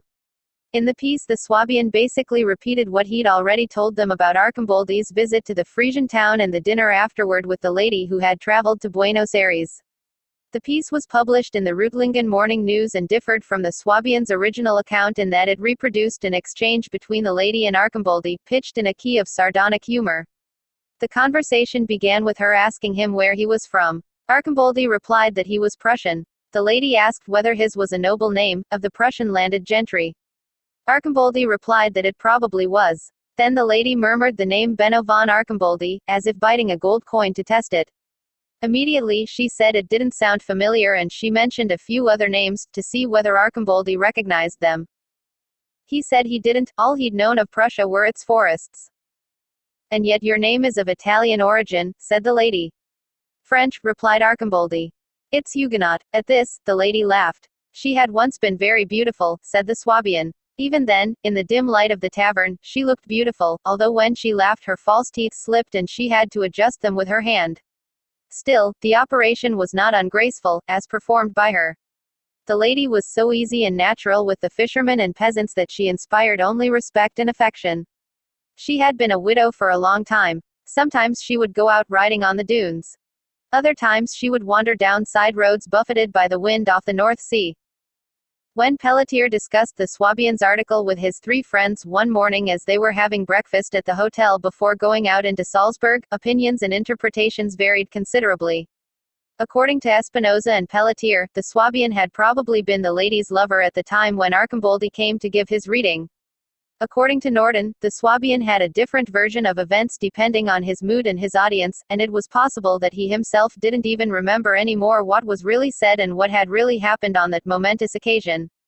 According to Marini, the Swabian was a grotesque double of Arcimboldi, his twin, the negative image of a developed photograph that keeps looming larger, becoming more powerful, more oppressive, without ever losing its link to the negative, which undergoes the reverse process, gradually altered by time and fate, the two images somehow still the same, both young men in the years of terror and barbarism under Hitler, both World War II veterans, both writers, both citizens of a bankrupt nation, both poor bastards adrift at the moment when they meet and, in their grotesque fashion, recognize each other, Arcimboldi as a struggling writer, the Swabian as cultural promoter, in a town where culture was hardly a serious concern. Was it even conceivable that the miserable and, why not, contemptible Swabian was really Arcimboldi? It wasn't Marini who asked this question, but Norden. And the answer was no, since the Swabian, to begin with, was short and of delicate constitution, which didn't match Arcimboldi's physical description at all. Pelletier's and Espinosa's explanation was much more plausible, the Swabian as the noble lady's lover, even though she could have been his grandmother.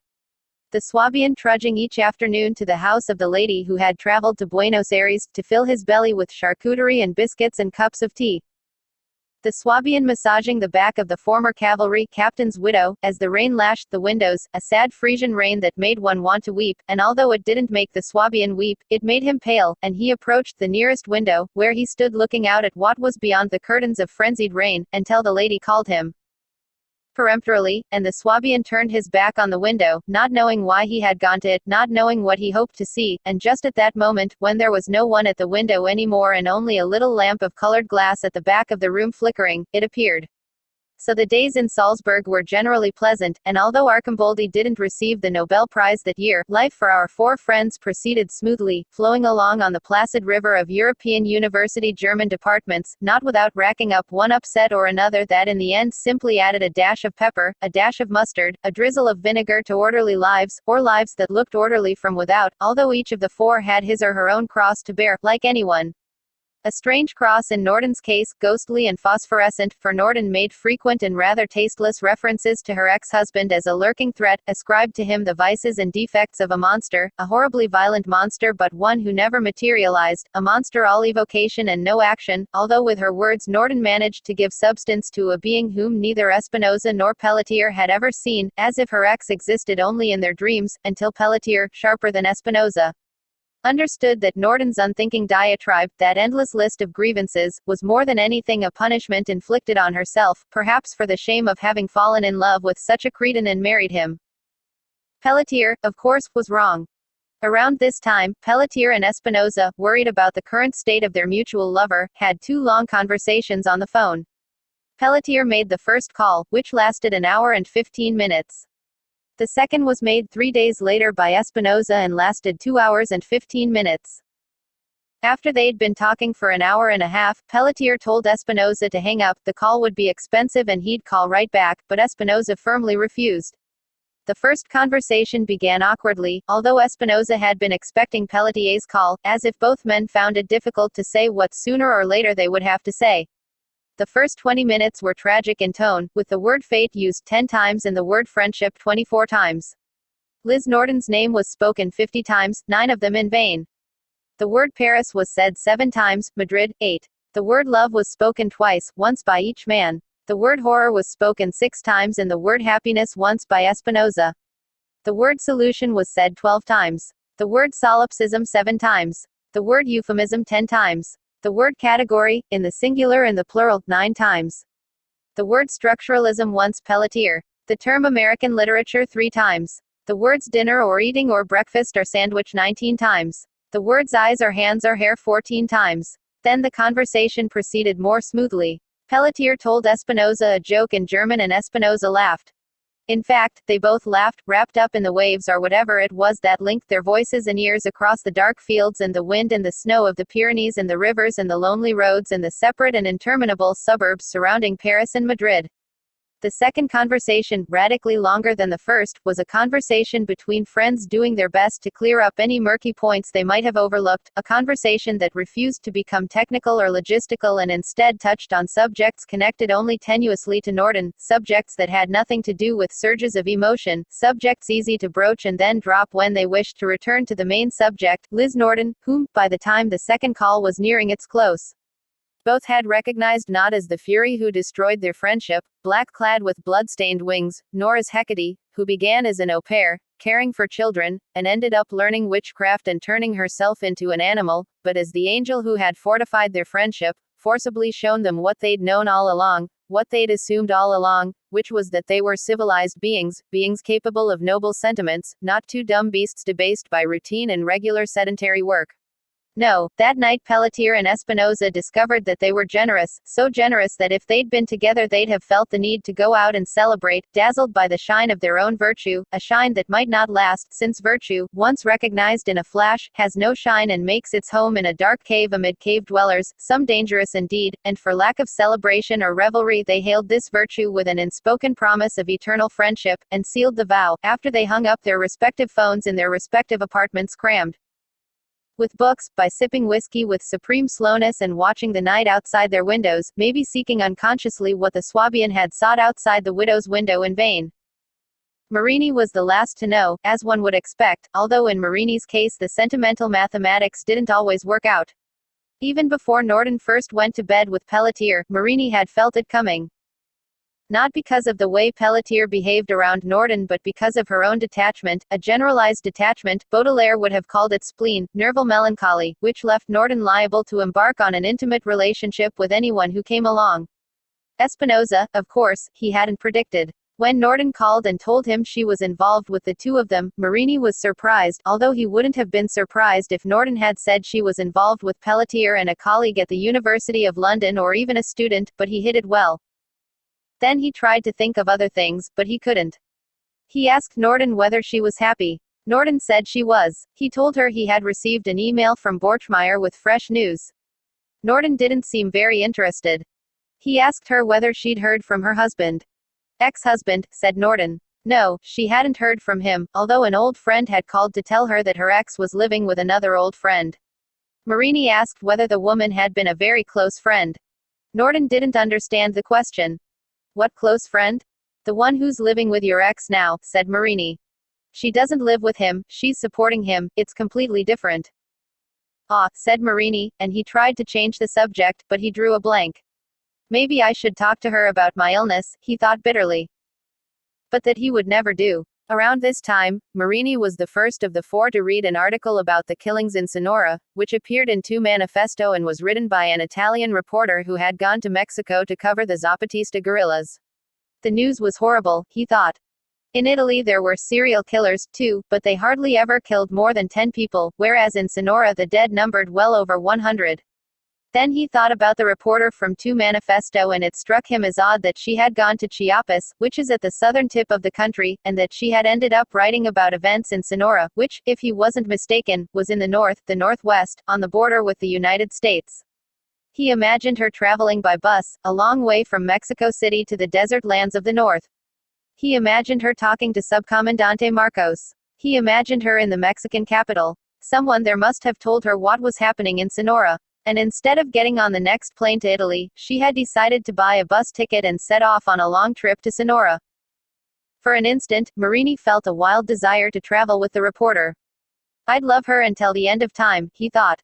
An hour later he'd already forgotten the matter completely. A little later he got an email from Norden. He thought it was strange that Norden would write and not call. Once he had read the letter, though, he understood that she needed to express her thoughts as precisely as possible, and that was why she'd decided to write.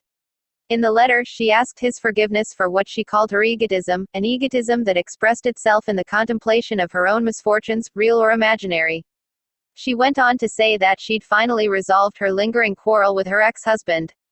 The dark clouds had vanished from her life. Now she wanted to be happy and sink sick. Until probably the week before, she added, she'd loved him still, and now she could attest that the part of her past that included him was behind her for good. I'm suddenly keen on my work, she said, and on all those little everyday things that make human beings happy. And she also said, I wanted you, my patient Piero, to be the first to know. Marini read the letter 3 times. With a heavy heart, he thought now wrong Norden was when she said her love and her ex-husband and everything they'd been through were behind her. Nothing is ever behind us. Pelletier and Espinosa, meanwhile, received no such confidences. But Pelletier noticed something that Espinosa didn't. The London-Paris trips had become more frequent than the Paris-London trips. And as often as not, Norden would show up with a gift, a collection of essays, an art book, catalogues of exhibitions that Pelletier would never see, even a shirt or a handkerchief, which had never happened before. Otherwise, everything was the same. They screwed, went out to dinner, discussed the latest news about Arcimboldi.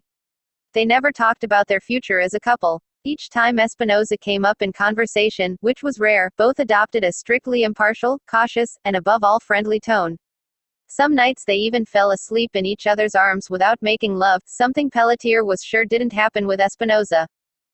But he was wrong, because relations between Norden and Espinosa were often a faithful simulacrum of Norden's relations with Pelletier.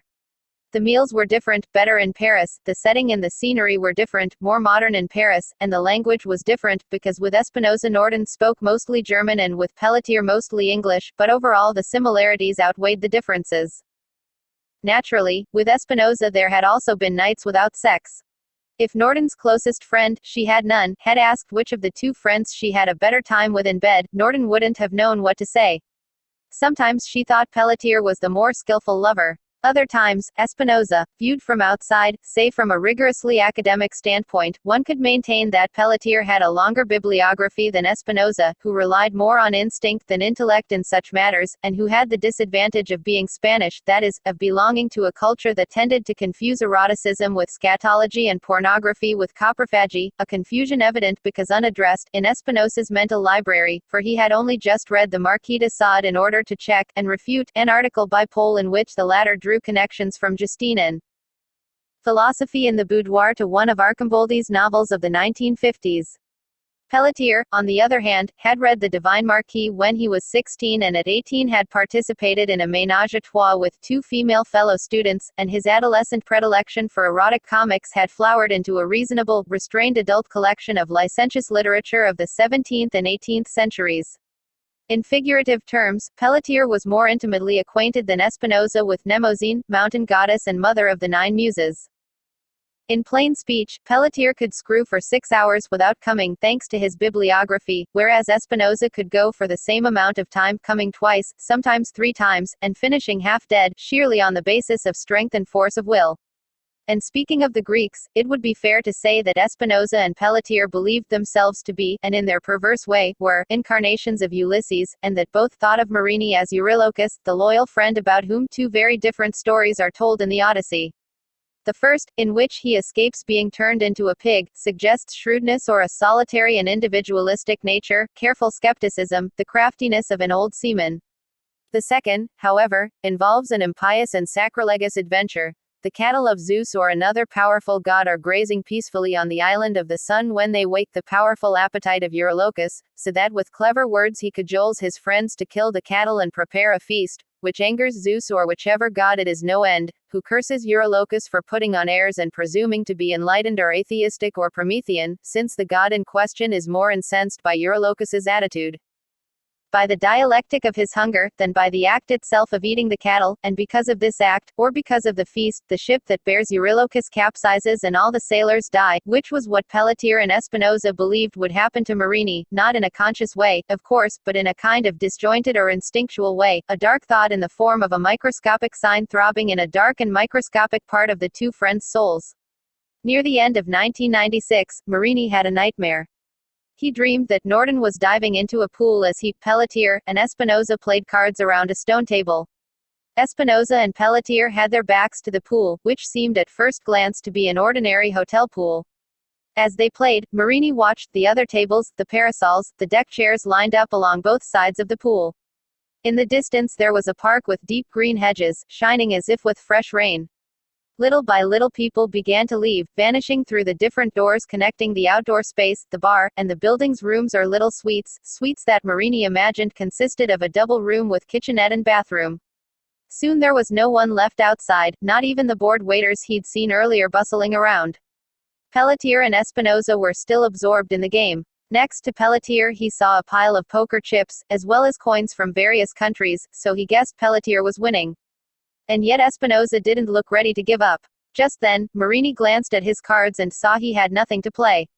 He discarded and asked for 4 cards, which he left face down on the stone table, without looking at them, and with some difficulty he set his wheelchair in motion. Pelletier and Espinosa didn't even ask where he was going. He rolled the wheelchair to the edge of the pool. Only then did he realize how enormous it was. It must have been at least 1,000 feet wide and more than 2 miles long, calculated Marini. The water was dark and in some places there were oily patches, the kind you see in harbors. There was no trace of Norden. Marini shouted, "Liz!" He thought he saw a shadow at the other end of the pool, and he moved his wheelchair in that direction. It was a long way. The one time he looked back, Pelletier and Espinosa had vanished from sight. A fog had settled over that part of the terrace. He went on. The water in the pool seemed to scale the edges, as if somewhere a squall were brewing or worse, although where Marini was heading everything was calm and silent, and there was no sign of a storm. Soon the fog settled over Marini. At first he tried to keep going, but then he realized that he was in danger of tipping his wheelchair into the pool, and he decided not to risk it. When his eyes had adjusted, he saw a rock jutting from the pool, like a dark and iridescent reef. This didn't seem strange to him. He went over to the edge and shouted Liz's name once more, afraid now that he would never see her again. A half turn of the wheels was all it would take to topple him in. Then he saw that the pool had emptied and was enormously deep, as if a gulf of moldy black tiles were opening at his feet. At the bottom he seemed to make out the figure of a woman, though it was impossible to be sure, heading toward the slope of rock. Marini was about to shout again and wave when he sensed someone at his back. 2 things were instantly certain: the thing was evil and it wanted Marini to turn around and see its face. Carefully, he backed away and continued around the pool, trying not to look at whoever was following him, searching for the ladder that might take him down to the bottom. But of course the ladder, which should logically be in a corner, never appeared, and after he had rolled a few feet, Marini stopped and turned and looked into the stranger's face, controlling his fear, a fear all the worse for his dawning certainty that he knew the person following him, who gave off a stench of evil that Marini could hardly bear. In the fog, Liz Norden's face appeared. A younger Norden, 20, if that, staring so seriously and intently that Marini had to look away. Who was the person at the bottom of the pool? Marini could still see him or her, a tiny speck trying to climb the rock that had now become a mountain, and the sight of this person, so far away, filled his eyes with tears and made him deeply and inconsolably sad, as if he were seeing his first love wandering in a labyrinth. Or himself, with legs that still worked, lost on a hopeless climb. Also, and he couldn't help it, and it was good that he didn't, he thought it looked like a painting by Gustave Moreau or Odilon Redon. Then he swung around to face Norden and she said, "There's no turning back." He heard the sentence not with his ears but in his head. Norden has acquired telepathic powers, Marini thought. She isn't bad, she's good. It isn't evil that I sensed, it's telepathy, he told himself to alter the course of a dream that in his heart of hearts he knew was fixed and inevitable. Then Norden repeated, in German, "There's no turning back." And, paradoxically, she turned and walked off away from the pool and was lost in a forest that could barely be seen through the fog, a forest that gave off a red glow, and it was into this red glow that Norden disappeared. A week later, having interpreted the dream in at least 4 different ways, Marini traveled to London. The decision to make the trip was a complete break from his usual routine, since normally he traveled only to conferences and meetings, his plane ticket and hotel room paid for by the organization in question. This time there was no professional excuse and he paid the hotel and transportation costs out of his own pocket. Nor can it be said that he was answering a call of help from Liz Norden. He had talked to her just 4 days before and told her he was planning to come to London, a city he hadn't visited in a long time. Norden was delighted and invited him to stay with her, but Marini lied, saying he'd already made a reservation at a hotel. When he landed at Gatwick, Norden was waiting for him. That day they had breakfast together, in a restaurant near Marini's hotel, and that night they had dinner in Norden's apartment.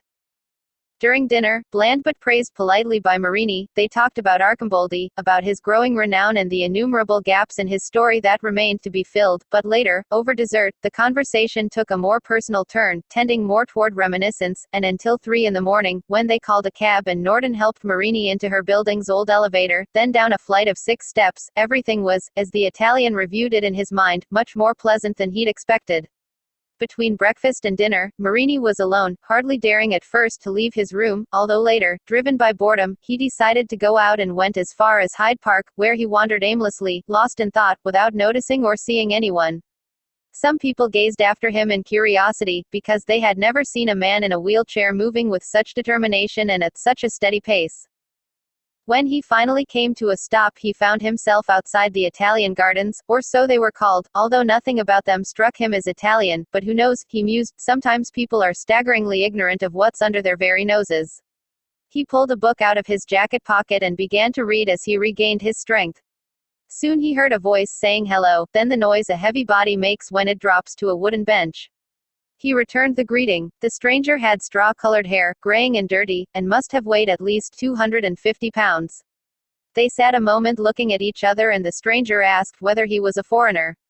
Marini said he was Italian. The stranger wanted to know whether he lived in London, and then what the book he was reading was called. Marini answered that he didn't live in London and that the book he was reading was called Il Libro di Cucina di Juana Inés de la Cruz, by Angelo Morino, and that it was written in Italian, of course, although it was about a Mexican nun. About the nun's life and some of her recipes. So this Mexican nun liked to cook? Asked the stranger. In a way she did, although she also wrote poems, Marini replied. I don't trust nuns, said the stranger. Well, this nun was a great poet, said Marini. I don't trust people who cook from recipes, said the stranger, as if he hadn't heard him. So whom do you trust? Asked Marini. People who eat when they're hungry, I guess, said the stranger. Then he went on to explain that a long time ago he had worked for a company that made mugs, just mugs, the plain kind and the kind decorated with phrases or mottos or jokes, sorry, I'm on my coffee break. Or Daddy loves Mummy or last round today, last round forever, that sort of thing, mugs with anodyne captions, and one day, surely due to demand, the inscriptions on the mugs changed drastically and they started using pictures, black and white at first, but then the venture did so well they switched to pictures in color, some humorous but some dirty, too. They even gave me a raise, the stranger said. Do mugs like that exist in Italy? He asked then. Yes, said Marini, some with phrases in English and others with phrases in Italian. Well, it was everything we could have asked for, said the stranger. We all worked more happily. The managers worked more happily, too, and the boss looked happy. But after a few months of making those mugs, I realized that my happiness was artificial. I felt happy because I saw the others were happy and because I knew I should feel happy, but I wasn't really happy. In fact, I felt worse than before they'd given me a raise. I thought I was going through a bad patch and I tried not to think about it, but after 3 months I couldn't keep pretending nothing was wrong. I was in a terrible mood, I was much more violent than I'd been before, any little thing would make me angry, I started to drink. So I raced up to the problem, and finally I realized that I didn't like to make that particular kind of mug. At night, I swear, I suffered like a dog. I thought I was going crazy, that I didn't know what I was doing or thinking. Some of the thoughts I had back then still scare me. One day I confronted one of the managers. I told him I was sick of making those idiotic mugs. This manager was a good man, his name was Andy, and he always tried to make conversation with the workers. He asked me whether I'd preferred making the mugs we'd made before. That's right, I said. Are you serious, Dick? He asked me. Completely serious, I answered. Are the new mugs more work? Not at all, I said. The work is the same, but the fucking mugs didn't do damage to me this way before. What do you mean? Said Andy. That the bloody mugs didn't bother me before and now they're destroying me inside. So what the hell makes them different, aside from being more modern? Asked Andy. That's it exactly, I answered. The mugs weren't so modern before, and even if they tried to hurt me, they couldn't. I didn't feel their sting, but now the fucking mugs are like samurais armed with those fucking samurai swords and they're driving me insane. Anyway, it was a long conversation, said the stranger.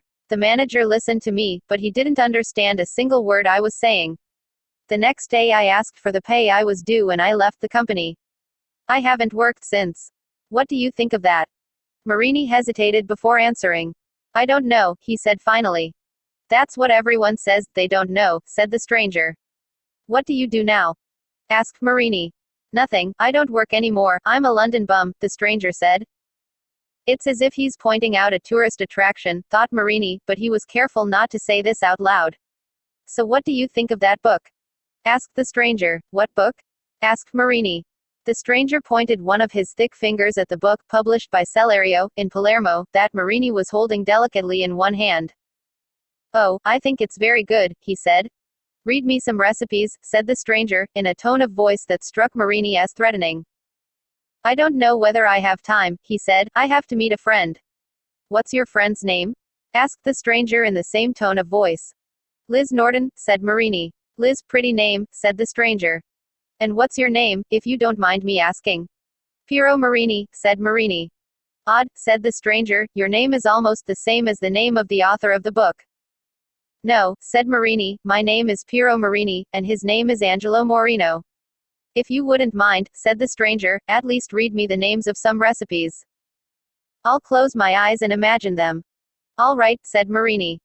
The stranger closed his eyes and Marini began to read some of the names of the recipes attributed to Sor Juana Inés de la Cruz, slowly and with an actor's intonation. Sconfiati al formaggio. Sconfiati alla ricotta. Sconfiati di vento. Crispel. Dolce di tuorli di uovo. Uova regali. Dolce alla panna. Dolce alla nod. Dolce di testeline di mom. Dolce alla barbabietoli. Dolce di burro e zucchero. Dolce alla crema. Dolce di Mamie. By the time he got to Dolce di Mamie, the stranger seemed to have fallen asleep and Marini left the Italian gardens.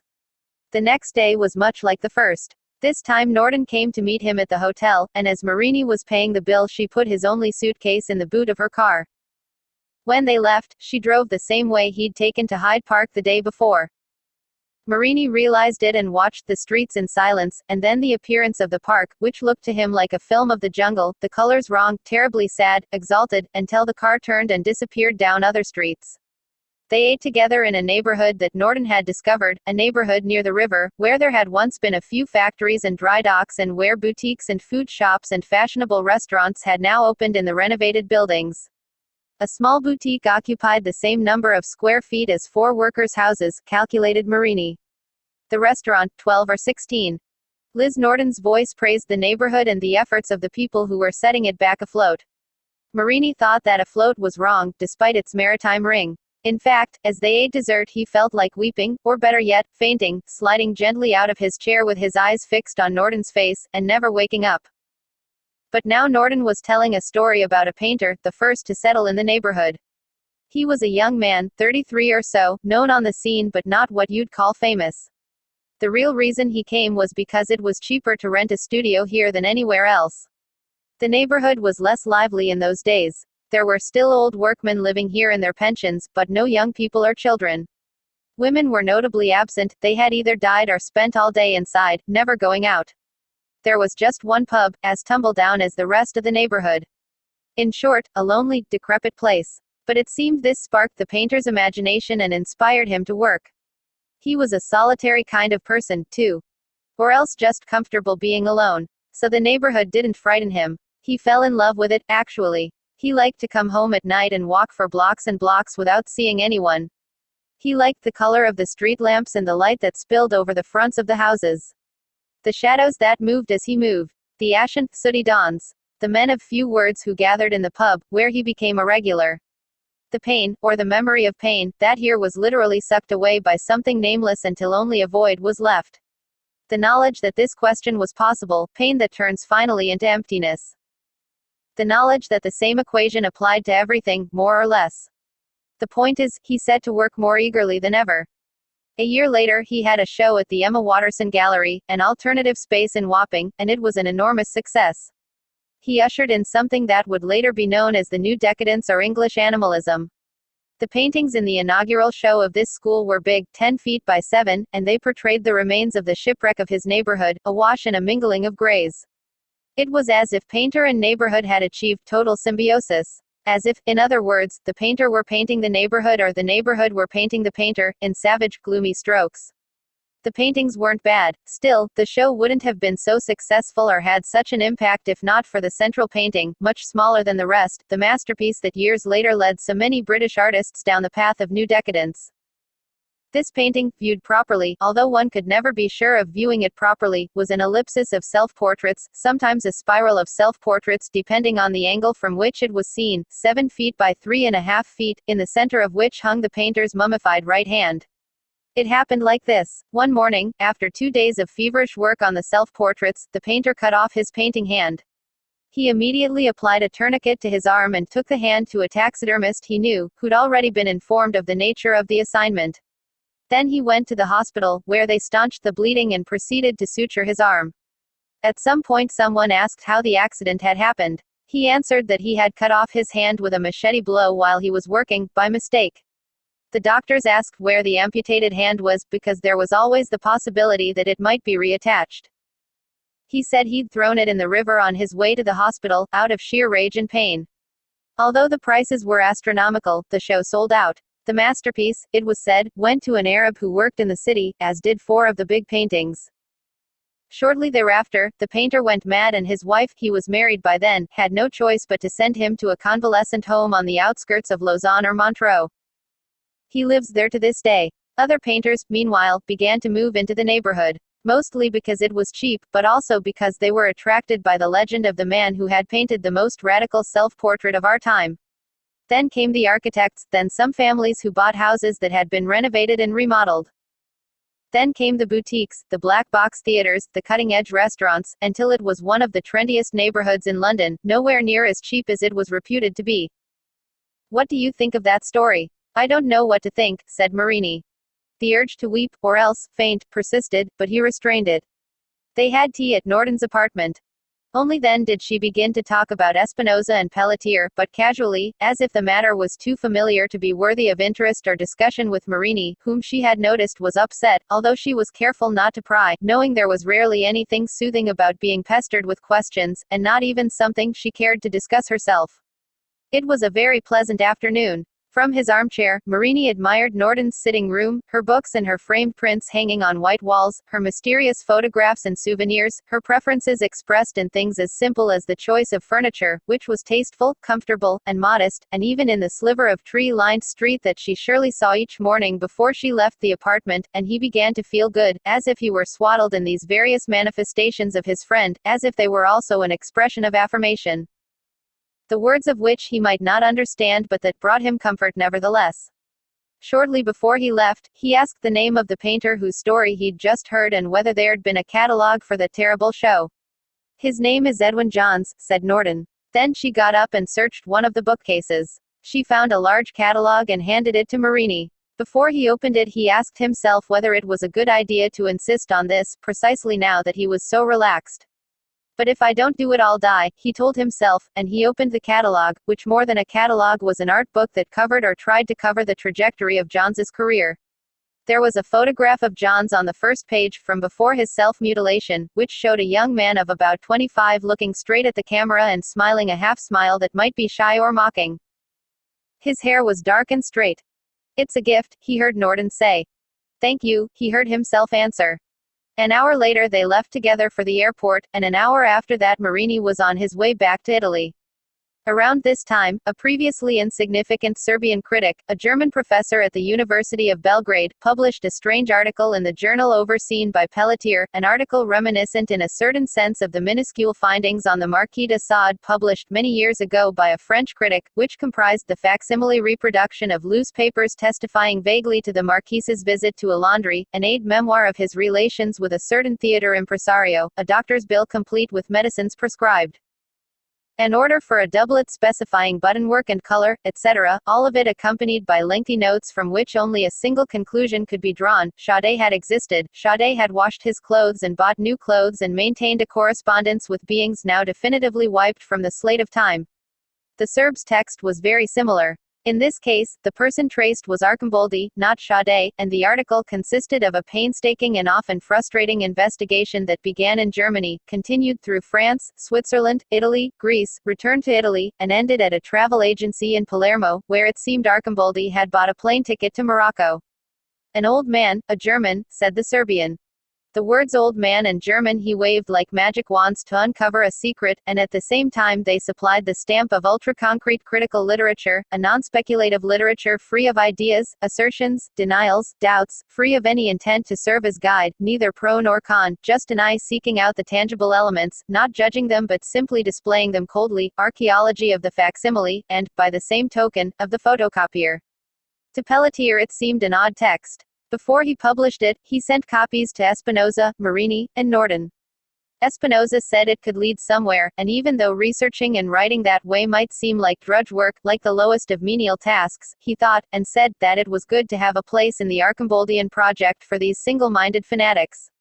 Norden said she'd always had the feeling, feminine intuition, that sooner or later Arcimboldi would show up somewhere in the Maghreb, and that the only part of the Serbs' paper that was worth anything was the ticket in the name of Benno von Arcimboldi, bought a week before the Italian plane was scheduled to depart ROR Rabat. "From now on we can imagine him lost in a cave in the Atlas Mountains," she said. Marini held his tongue. Here we should clarify in the interest of properly, or improperly, understanding the Serbs' text. A reservation was indeed made in the name of Benno von Arcimboldi. And yet that reservation was never confirmed, and at the departure time no Benno von Arcimboldi appeared at the airport. By the Serbs' lights, the matter couldn't be clearer. Arcimboldi had doubtless made the reservation himself. We can imagine him at his hotel, likely upset about something or other, maybe drunk, perhaps even half asleep, at that abyss-like hour, with its ineffably nauseating scent, when momentous decisions are made, speaking to the girl at Alitalia and mistakenly giving her his pen name instead of booking the seat under the name on his passport, an error that later, the next day, he would rectify by going in person to the airline office and buying a ticket in his own name. This explained the absence of an Arcimboldi on the flight to Morocco. Of course, there were other possibilities. At the last minute, after having second or fourth thoughts, Arcimboldi may have decided not to take the trip, or to travel somewhere else instead, say the United States, or maybe it was all simply a joke or misunderstanding. The Serbs' text contained a physical description of Arcimboldi. This description was plainly based in the Swabian's account. Of course, in the Swabian's account Arcimboldi was a young post-war writer. All the Serbian had done was age him, turning that same young man, who had traveled with his single published book to Friesland in 1949, into an old man, 75 or 80, who now had a substantial oeuvre behind him but the same attributes more or less, as if Arcimboldi, unlike most people, hadn't changed and were still the same person. To judge by his work, our writer is unquestionably a stubborn man, said the Serb. He's stubborn as a mule, as a pachyderm, and if during the saddest stretch of a Sicilian afternoon he hatched a plan to travel to Morocco, no matter that he made the reservation under the name Arcimboldi by mistake, instead of his legal name, there's no reason to think he might not have changed his mind the very next day and gone personally to the travel agency to buy the ticket, this time under his legal name and with his legal passport. And that he didn't set off, like any of the thousands of old men, German bachelors, who each day cross the skies alone heading for any of the countries of North Africa. Old and alone, thought Pelletier. Just one of thousands of old men on their own. Like the machine célibataire. Like the bachelor who suddenly grows old, or like the bachelor who, when he returns from a trip at light speed, finds the other bachelors grown old or turned into pillars of salt. Thousands, hundreds of thousands of machine célibataires crossing an amniotic sea each day, on Alitalia, eating spaghetti al pomodoro and drinking Chianti or grappa, their eyes half closed, positive that the paradise of retirees isn't in Italy, or, therefore, anywhere in Europe, bachelors flying to the hectic airports of Africa or America, burial ground of elephants. The great cemeteries at light speed. I don't know why I'm thinking this, thought Pelletier. Spots on the wall and spots on the skin, thought Pelletier, looking at his hands. Fuck the Serb. In the end, after the article came out, Espinosa and Pelletier were forced to recognize flaws in the Serbs' approach. There had to be research, literary criticism, interpretive essays, even informational pamphlets if required, but not this hybrid between science fiction and half-finished Roman noir, said Espinosa, and Pelletier was in complete agreement. Around this time, at the beginning of 1997, Norden felt a desire for change. To get away, to visit Ireland or New York. To distance herself abruptly from Espinosa and Pelletier. She summoned them both to London. Pelletier had a feeling that nothing serious would happen, nothing irrevocable at least, and he arrived calm, ready to listen and say little. By contrast, Espinosa feared the worst, that Norden had summoned them to tell them she preferred Pelletier, but also to assure him that they'd still be friends, maybe even to ask if he'd give her away at her approaching wedding. Pelletier was the first to show up at Norden's apartment. He asked whether anything serious was wrong. Norden said she'd rather discuss it when Espinosa got there, to keep from making the same speech twice. As they had nothing else important to say, they began to talk about the weather. Pelletier soon rebelled and changed the subject. Then Norden started to talk about Arcimboldi. This new subject of conversation almost did Pelletier in. He thought again about the Serb, he thought again about that poor writer, old and alone and possibly misanthropic, Arcimboldi, he thought again about the lost years of his own life before Norden had appeared. Espinosa was late. Life is shit, thought Pelletier in astonishment, all shit. And then, if we hadn't teamed up, she would be mine now. And then, if there hadn't been mutual understanding and friendship and affinity and alliance, she would be mine now. And a little later, if there hadn't been anything, I wouldn't even have met her. And, I might have met her, since each of us has an independent interest in Arcimboldi that doesn't spring from our mutual friendship. And, it's possible, too, that she might have hated me, found me pedantic, cold, arrogant, narcissistic, and intellectual elitist. The term intellectual elitist amused him. Espinosa was late. Norden seemed very calm. Actually, Pelletier seemed very calm too, but that was far from how he felt. Norden said there was nothing strange about Espinosa's lateness. Planes get delayed, she said. Pelletier imagined Espinosa's plane engulfed in flames, crashing onto a runway at the Madrid airport and a screech of twisted steel. Maybe we should turn on the television, he said. Norden looked at him and smiled. I never turn on the television, she said, smiling, surprised that Pelletier didn't already know that. Of course, Pelletier did know it. But he hadn't had the spirit to say, let's watch the news, let's see whether some plane wreck appears on the screen. Can I turn it on? He asked.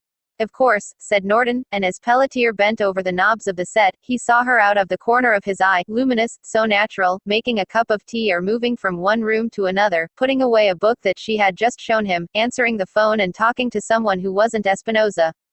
He turned on the television. He clicked through different channels. He saw a man with a beard dressed in cheap clothes. He saw a group of blacks walking along a dirt track. He saw two men in suits and ties talking slowly and deliberately, both with their legs crossed, both glancing every so often at a map that appeared and disappeared behind their backs. He saw a chubby woman saying, daughter, factory, meeting, doctors, inevitable, and then smiling a little and lowering her gaze. He saw the face of a Belgian minister. He saw the smoldering remains of a plane next to a runway, surrounded by ambulances and fire trucks. He shouted for Norden. She was still talking on the phone. Espinosa's plane has crashed, said Pelletier, this time not raising his voice, and Norton, instead of looking at the television screen, looked at him. It took her only a few seconds to realize that the plane in flames wasn't a Spanish plane. In addition to the firemen and rescue teams, passengers could be seen walking away, some limping, others wrapped in blankets, their faces contorted in fear or shock, but apparently unharmed. 20 minutes later, Espinosa arrived, and during lunch Norton told him that Pelletier had thought he was in the plane that went down. Espinosa laughed but gave Pelletier a strange look, which Norton didn't notice, but Pelletier caught immediately. It was a sad meal, all things considered, although Norton's behavior was perfectly normal, as if she had run into the two of them by chance and hadn't expressly asked them to come to London. They guessed what she had to tell them before she said anything. Norton wanted to end her romantic involvement with both of them, at least for the time being. The reason she gave was that she needed to think and get her bearings. Then she said she didn't want to stop being friends with either of them. She needed to think, that was all. Espinosa accepted Norton's explanation without asking a single question. Pelletier would have liked to ask whether her ex-husband had anything to do with her decision, but following Espinosa's example, he kept quiet. After they ate, they went out for a drive around London in Norton's car. Pelletier insisted on sitting in back, until he saw a sarcastic flash in Norton's eyes, and then he said he would sit anywhere, which happened to be the backseat. As she drove along, Espinosa laughed and said something meant to be funny, a continuation of the joke, but Pelletier wasn't sure Norton was joking and he was even less sure he was ready to participate in a ménage à trois. Then they went to watch the sun set near the Peter Pan statue in Kensington Gardens. They sat on a bench by a giant oak tree, Norton's favorite spot, a place she'd been drawn to ever since she was a child. At first there were people lying on the grass, but little by little the area began to empty. Couples or elegantly dressed single women passed briskly, toward the Serpentine Gallery or the Albert Memorial, and in the opposite direction men with crumpled newspapers or mothers pushing baby carriages headed toward Bayswater Road. As dusk fell, they watched a young Spanish-speaking couple approach the Peter Pan statue. The woman had black hair and was very pretty, and she reached out as if to touch Peter Pan's leg. The man beside her was tall and had a beard and mustache and pulled a notepad out of his pocket and jotted something down. Then he said out loud, "Kensington Gardens." The woman wasn't looking at the statue anymore but at the lake, or rather at something moving in the grass and weeds that separated the little path from the lake. "What's she looking at?" asked Norton in German. "It seems to be a snake," said Espinosa. "There aren't any snakes here," said Norton. Then the woman called to the man. "Rodrigo, come see this," she said. The man seemed not to hear. He had put the little notepad away in a pocket of his leather jacket and he was gazing silently at the statue of Peter Pan. The woman bent down and something beneath the leaves slithered toward the lake. "It does actually seem to be a snake," said Pelletier. "That's what I thought," said Espinosa. Norton didn't answer but she stood to get a better look. That night Pelletier and Espinosa slept for a few hours in Norton's sitting room. Although they had the sofa bed and the rug at their disposal, they had difficulty dozing off. Pelletier tried to talk, explain the plane wreck thing to Espinosa, but Espinosa said there was no need for explanations, he understood everything. At 4 in the morning, by common accord, they turned on the light and started to read. Pelletier opened a book on the work of Berthe Morisot, the first woman impressionist, but soon he felt like hurling it against the wall. Espinosa, meanwhile, pulled Arcimboldi's latest novel, The Head, out of his bag and started to go over the notes he had written in the margins, notes that were the nucleus of an essay he planned to publish in the journal edited by Borchmeyer. Espinosa's thesis, also espoused by Pelletier, was that with this novel Arcimboldi was drawing his literary adventures to a close. "After The Head," said Espinosa, "there'll be no new books on the market," an opinion that another illustrious Archimboldian, Dieter Hellfeld, considered too risky, based as it was on no more than the writer's age, and the same thing had been said when Arcimboldi came out with Railroad Perfection. A few Berlin professors had even said it when Bitzius was published. At 5 in the morning Pelletier took a shower, then made coffee. At 6 Espinosa was asleep again but at 6:30 he woke in a foul mood. At 6:45 they called a cab and straightened up the sitting room. Espinosa wrote a goodbye note. Pelletier glanced at it and after thinking for a few seconds, decided to leave another note himself. Before they left he asked Espinosa whether he didn't want to shower.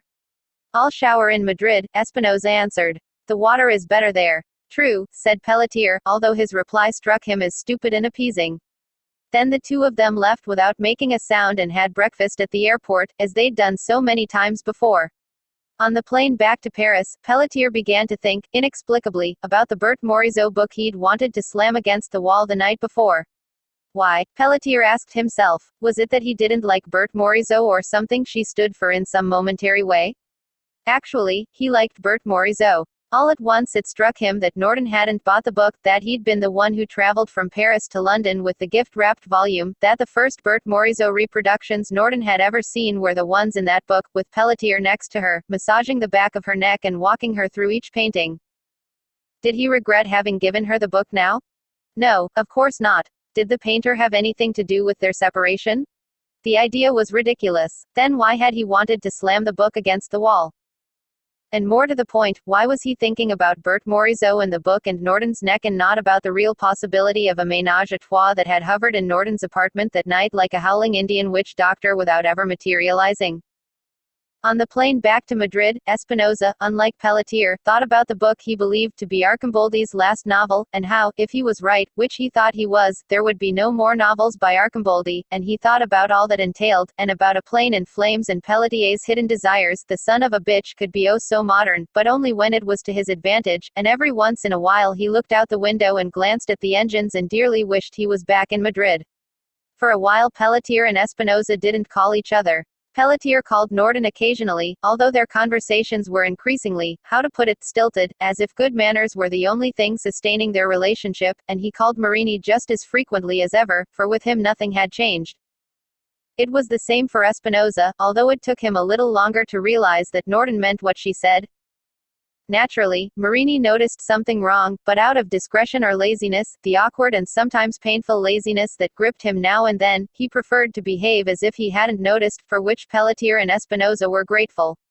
Even Borchmeyer, who in some ways feared the tandem of Espinosa and Pelletier, noticed something new in the correspondence he maintained with each, veiled insinuations, tiny retractions, the faintest of doubts, all extremely eloquent, naturally, coming from them, about the methodology they had previously shared. Then came an assembly of Germanists in Berlin, a 20th-century German literature congress in Stuttgart, a symposium on German literature in Hamburg, and a conference on the future of German literature in Mainz. Norden, Marini, Pelletier, and Espinosa attended the Berlin assembly, but for one reason or another all four of them were able to meet only once, at breakfast, where they were surrounded by other Germanists fighting doggedly over the butter and jam. Pelletier, Espinosa, and Norden attended the Congress, and just as Pelletier managed to speak to Norden alone, while Espinosa was exchanging views with Schwartz, when it was Espinosa's turn to talk to Norden, Pelletier went off discreetly with Dieter Hellfeld. This time Norden noticed that her friends were doing their best not to speak to each other, sometimes even avoiding each other's company, which couldn't help affecting her since she felt in some way responsible for the rift between them. Only Espinosa and Marini attended the symposium, and since they were in Hamburg anyway and killing time they went to visit the Bubis publishing house and paid their compliments to Schnell, but they couldn't see Mrs. Bubis, for whom they'd brought a bouquet of roses, since she was on a trip to Moscow. That woman, Schnell said to them, I don't know where she gets her energy, and then he gave a pleased laugh that Espinosa and Marini thought was a bit much. Before they left the publishing house they gave the roses to Schnell. Only Pelletier and Espinosa attended the conference, and this time they had no choice but to meet and lay their cards on the table. At first, as was natural, they tried to avoid each other, politely most of the time or brusquely on a few occasions, but in the end there was nothing to do but talk. This event took place at the hotel bar, late at night, when only one waiter was left, the youngest one, a tall, blond, sleepy boy. Pelletier was sitting at one end of the bar and Espinosa at the other. Then the bar began gradually to empty, and when only the two of them were left Pelletier got up and sat down next to Espinosa. They tried to discuss the conference, but after a few minutes it came to seem ridiculous going on, or pretending to go on, in that vein. Once again it was Pelletier, better versed in the art of conciliation and confidences, who took the first step. He asked how Norden was. Espinosa confessed he didn't know. Then he said that he called her sometimes and it was like talking to a stranger. This last part Pelletier inferred, because Espinosa, who at times expressed himself in unintelligible ellipses, didn't call Norden a stranger but used the word busy, then the word distracted. For a while, the phone in Norden's apartment floated in their conversation. A white telephone in the grasp of a white hand, the white forearm of a stranger. But she wasn't a stranger. Not insofar as both had slept with her. Oh, white hind, white hind, murmured Espinosa. Pelletier assumed he was quoting a classic, but without comment asked him whether they were really going to become enemies. The question seemed to surprise Espinosa, as if the possibility had never occurred to him. That's absurd, Jean-Claude, he said, although Pelletier noticed he thought for a long time before he answered. By the end of the night, they were drunk and the young waiter had to help them both out of the bar. What Pelletier remembered best was the strength of the waiter who hauled them, one on each side, to the elevators in the lobby, as if he and Espinosa were adolescents, no older than 15, two weedy adolescents clamped in the powerful arms of this young German who had stayed until closing time, when all the veteran waiters had already gone home, a country boy, to judge by his face and build, or a laborer, and he also remembered something like a whisper that he later understood was a kind of laugh. Espinosa's laugh as he was lugged by the peasant waiter, a soft chuckle, a discreet laugh, as if the situation weren't merely ridiculous but also an escape valve for his unspoken sorrows. One day, when more than 3 months had gone by since their visit to Norden, one of them called the other and suggested a weekend in London. It's unclear whether Pelletier or Espinosa made the call. In theory, it must have been the one with the strongest sense of loyalty, or of friendship, which amounts to the same thing, but in truth neither Pelletier nor Espinosa had a strong sense of any such virtue. Both of them paid it lip service, of course. But in practice, neither believed in friendship or loyalty. They believed in passion, they believed in a hybrid form of social or public happiness, both voted socialist, albeit with the occasional abstention, they believed in the possibility of self-realization.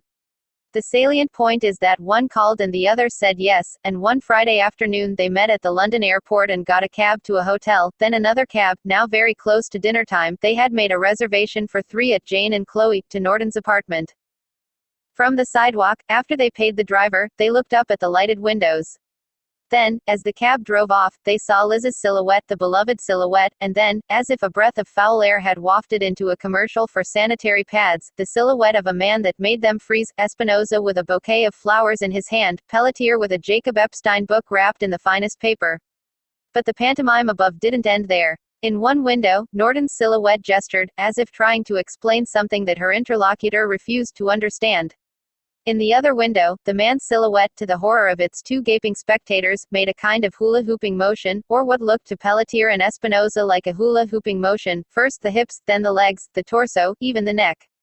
A motion that contained a hint of sarcasm and mockery, unless behind the curtains the man was undressing or melting, which seemed very unlikely. The motion, or the series of motions, expressed not only sarcasm but cruelty and assurance too, the assurance plain, since he was the strongest one in the apartment, the tallest, the most muscular, the hula-hooper.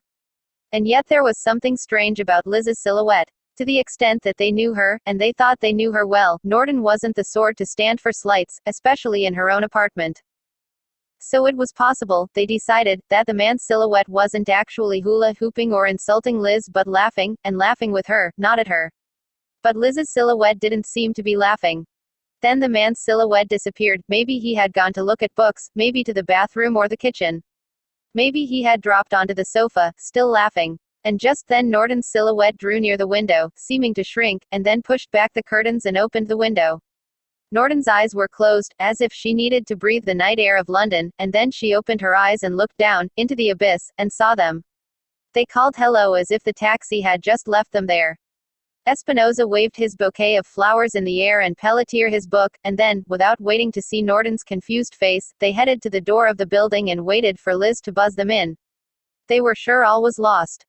As they climbed the stairs, without talking, they heard a door being opened, and although they didn't see her, both sensed Norden's luminous presence on the landing.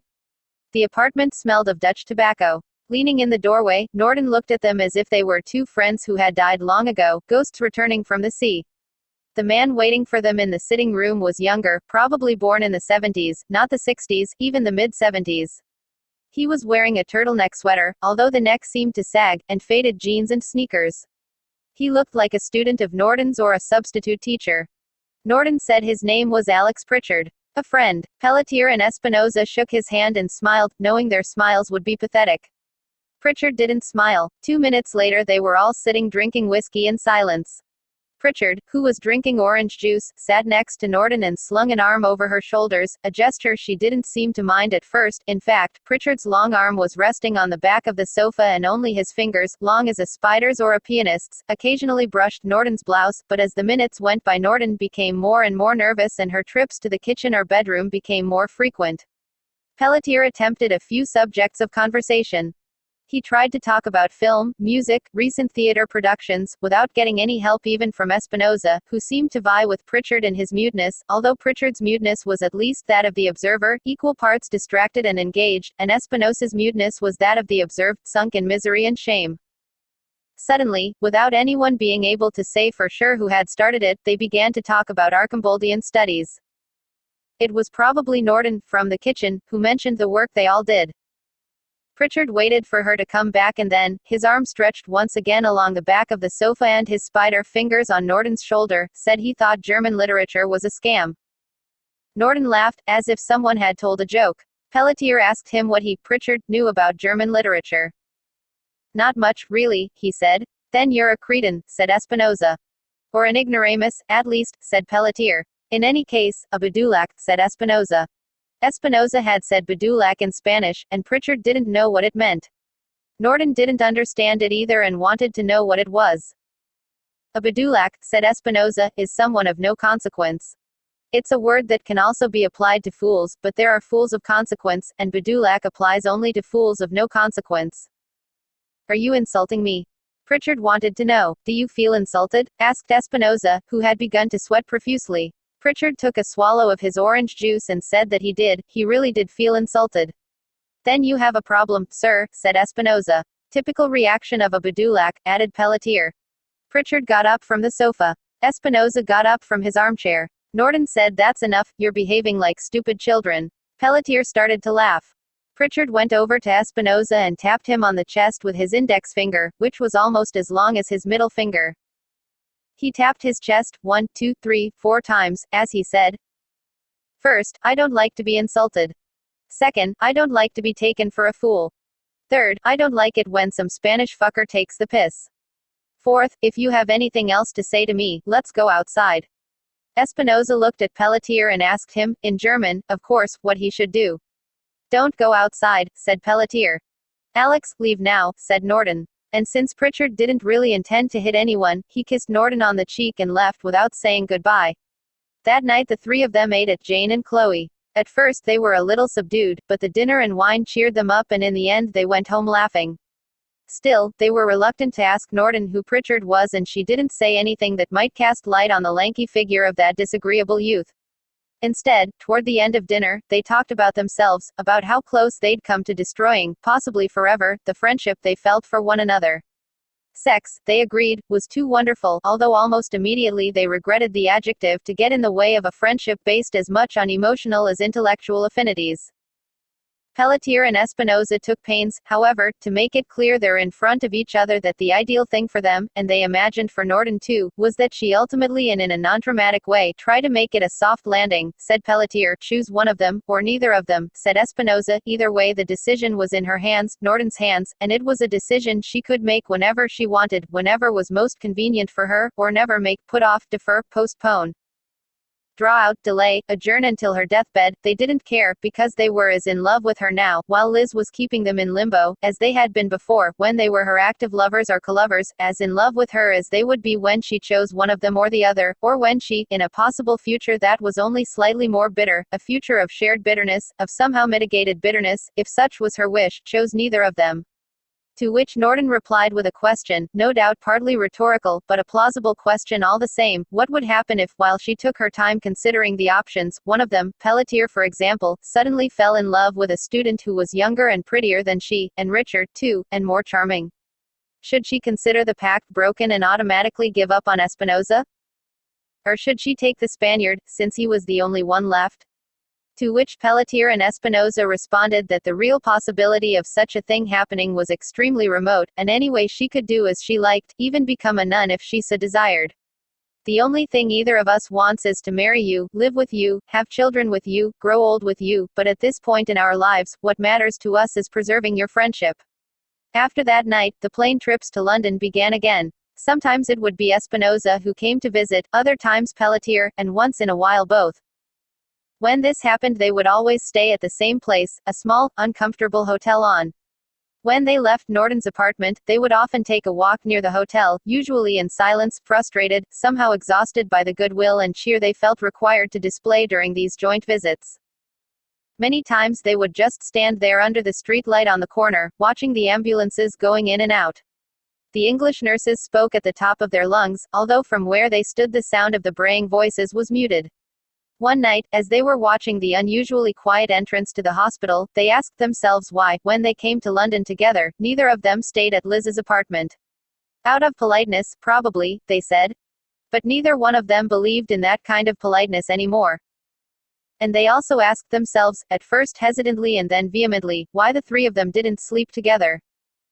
That night a green, sickly light seeped from under the hospital doors, a transparent green swimming pool light, and an orderly smoked a cigarette, standing on the curb, and among the parked cars there was one with its light on, a yellow light as in a nest, though not just any nest but a post-nuclear nest, a nest with no room for any certainties but cold, despair, and apathy. One night, while talking to Norton on the phone from Paris or Madrid, one of them brought the subject up. Surprisingly, Norton said she'd been asking herself the same question for a while. "I don't think we'll ever suggest it," said the person on the phone. "I know," said Norton. "You're afraid to. You're waiting for me to make the first move." "I don't know," said the person on the phone, "maybe it isn't as simple as that." They saw Pritchard again a few times. The lanky youth didn't seem as ill-humored as before, although in truth their encounters were fleeting, too brief for rudeness or violence. Espinosa was on his way into Norton's apartment as Pritchard was leaving. Pelletier crossed paths with him once on the stairs. Brief though it was, however, this latter encounter was significant. Pelletier said hello to Pritchard. Pritchard said hello to Pelletier, and after they had passed each other Pritchard turned around and called after Pelletier. "Do you want some advice?" he asked. Pelletier gazed at him in alarm. "I know you don't, old man, but here it is." "Be careful," said Pritchard. "Careful of what?" Pelletier managed to ask. "Of the Medusa," said Pritchard. "Beware of the Medusa." And then, before he continued down the stairs, he added, "When you've got her in your hands she'll blow you to pieces." For a while Pelletier stood there motionless, listening to Pritchard's footsteps on the stairs, then the noise of the street door opening and closing. Only when the silence became unbearable did he continue upstairs, thoughtful and in the dark. He said nothing to Norton about the incident with Pritchard, but on his return to Paris he wasted no time calling Espinosa and telling him the story of the enigmatic encounter. "Odd," said the Spaniard. "It sounds like a warning but also a threat." "There's this, too," said Pelletier. "Medusa is one of the three daughters of Phorcys and Ceto, the so-called Gorgons, 3 sea monsters. According to Hesiod, the other two sisters, Steno and Euryale, were immortal. But not Medusa." "Have you been reading the Greek myths?" asked Espinosa. "It's the first thing I did when I got home," said Pelletier. "Listen to this. When Perseus cut Medusa's head off, Chrysaor, father of the monster Geryon, emerged, and so did the horse Pegasus." "Pegasus came out of Medusa's body?" "Fuck," said Espinosa. "That's right. The winged horse Pegasus, which to me stands for love." "You think Pegasus stands for love?" "That's right. Strange," said Espinosa. "It's a lycée thing," said Pelletier. "And you think Pritchard knows this stuff?" "Impossible," said Pelletier, "although who's to say, but no, I doubt it." "Then what do you think it all means?" "I'd say Pritchard is alerting me, alerting us, to a danger we can't see. Or rather, he was trying to tell me that only after Norton's death would I, or we, find true love." "After Norton's death?" said Espinosa. "Of course, don't you understand? Pritchard sees himself as Perseus, Medusa's assassin." For a while, Espinosa and Pelletier wandered around as if possessed. Arcimboldi, who was again rumored to stand a clear chance for the Nobel, left them cold. They resented their work at the university, their periodic contributions to the journals of German departments around the world, their classes, and even the conferences they attended like sleepwalkers or drug detectives. They were there but they weren't there. They talked, but their minds were on something else. Only Pritchard held their interest, the ominous presence of Pritchard, Norton's constant companion. A Pritchard who saw Norton as the Medusa, as a Gorgon, a Pritchard about whom, as reticent spectators, they knew almost nothing at all. To fill in the gaps, they began to question the one person who could give them answers. At first Norton was reluctant to talk. He was a teacher, as they had suspected, though not at the university but at a secondary school. He wasn't from London but a town near Bournemouth. He had studied at Oxford for a year, and then, incomprehensibly to Espinosa and Pelletier, had moved to London and finished his studies there. He was on the left, the pragmatic left, and, according to Norton, on occasion he had mentioned plans, which never hardened into action, to become active in the Labour Party.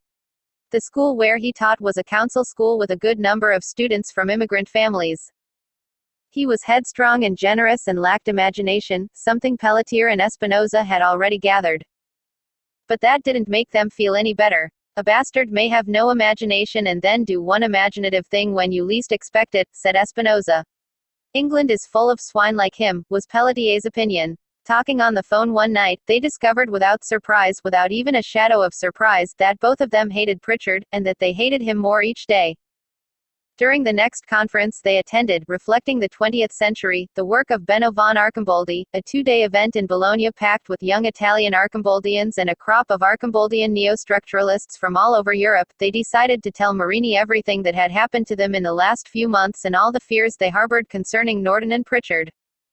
Marini, whose health had deteriorated slightly since the last time, although neither Espinosa nor Pelletier knew, listened patiently at the hotel bar and at a trattoria near the conference headquarters and at an extremely expensive restaurant in the old part of the city, and also as they strolled aimlessly along the streets of Bologna, Espinosa and Pelletier pushing Marini's wheelchair and talking non-stop. In the end, when they requested his opinion on the romantic imbroglio, real or imaginary, in which they found themselves, Marini only asked if either of them, or both, had asked Norton whether she loved Pritchard or was attracted to him. They had to confess that out of delicacy, tact, and good taste, out of consideration for Norton, essentially, they hadn't asked. Well, that's where you should have begun, said Marini, who, although he felt ill, and dizzy, too, after taking so many turns, breathed not a sigh of complaint. And at this point it must be said that there's truth to the saying make your name, then sleep and reap fame, because Espinosa's and Pelletier's participation in the conference Reflecting the 20th Century, the work of Benno von Arcimboldi, not to mention their contribution to it, was at best null, at worst catatonic, as if they were suddenly spent or absent, prematurely aged or in a state of shock, a fact that didn't pass unnoticed by the attendees used to Espinosa's and Pelletier's displays of energy, sometimes brazen, at this sort of event. Nor did it go unnoticed by the latest litter of Archimboldians, recent graduates, boys and girls, their doctorates tucked still warm under their arms, who planned, by any means necessary, to impose their particular readings of Archimboldi, like missionaries ready to instill faith in God, even if to do so meant signing a pact with the devil, for most were what you might call rationalists, not in the philosophical sense but in the pejorative literal sense, denoting people less interested in literature than in literary criticism. The one field, according to them, some of them, anyway, where revolution was still possible, and in some way they behaved not like youths but like nouveau youths, in the sense that there are the rich and the nouveau riches, all of them generally rational thinkers, let us repeat, although often incapable of telling their asses from their elbows, and although they noticed a there and a not there, an absence presence in the fleeting passage of Pelletier and Espinosa through Bologna, they were incapable of seeing what was really important. Pelletier's and Espinosa's absolute boredom regarding everything said there about Arcimboldi, or their negligent disregard for the gaze of others, as if the two were so much cannibal fodder, a disregard lost on the young conference-goers, those eager and insatiable cannibals, their 30-something faces bloated with success, their expressions shifting from boredom to madness, their coded stutterings speaking only two words, love me, or maybe two words and a phrase, love me, let me love you, though obviously no one understood. So Pelletier and Espinosa, who drifted through Bologna like two ghosts, asked Norton on their next visit to London, almost panting, as if they'd been running or jogging without pause, in dreams or in reality, whether she, their beloved Liz who hadn't been able to go to Bologna, loved or lusted after Pritchard. And Norton told them no. And then she said maybe she did. It was hard to give a conclusive answer in that regard. And Pelletier and Espinosa said they needed to know, that is, they needed definitive confirmation. And Norton asked them why now, precisely, they were so interested in Pritchard. And Pelletier and Espinosa said, almost on the verge of tears, if not now, when? And Norton asked whether they were jealous. And they said that was simply too much, jealousy had nothing to do with it, it was almost an insult to accuse them of being jealous considering the nature of their friendship. And Norton said it was only a question. And Pelletier and Espinosa said they weren't prepared to answer such a hurtful or captious or ill-intentioned question. And then they went out to dinner and the three of them drank too much, happy as children, talking about jealousy and its disastrous consequences. And they also talked about the inevitability of jealousy. And about the need for jealousy, as if jealousy were a middle-of-the-night urge. Not to mention the sweetness and the open, in some cases, to some people, delectable wounds. And on the way out they got in a cab and the discourse went on. And for the first few minutes, the driver, a Pakistani, watched them in his rearview mirror, in silence, as if he couldn't believe what his ears were hearing, and then he said something in his language and the cab passed Harmsworth Park and the Imperial War Museum, heading along Brook Drive and then Austral Street and then Geraldine Street, driving around the park, an unnecessary maneuver no matter how you looked at it. And when Norton told him he was lost and said which streets he should take to find his way, the driver fell silent again, with no more murmurings in his incomprehensible tongue, until he confessed that London was such a labyrinth, he really had lost his bearings. Which led Espinosa to remark that he'd be damned if the cabbie hadn't just quoted Borges, who once said London was like a labyrinth, unintentionally, of course. To which Norton replied that Dickens and Stevenson had used the same trope long before Borges in their descriptions of London. This seemed to set the driver off, for he burst out that as a Pakistani he might not know this Borges, and he might not have read the famous Dickens and Stevenson either, and he might not even know London and its streets as well as he should, that's why he'd said they were like a labyrinth, but he knew very well what decency and dignity were, and by what he had heard, the woman here present, in other words Norton, was lacking in decency and dignity, and in his country there was a word for what she was. The same word they had for it in London as it happened, and the word was bitch or slut or pig, and the gentlemen who were present, gentlemen who, to judge by their accents, weren't English, also had a name in his country and that name was pimp or hustler or whoremonger. This speech, it may be said without exaggeration, took the Archamboldians by surprise, and they were slow to respond. If they were on, and then all they managed to say was, "Stop the cab right here, we're getting out." Or rather, "Stop this filthy car, we're not going any farther."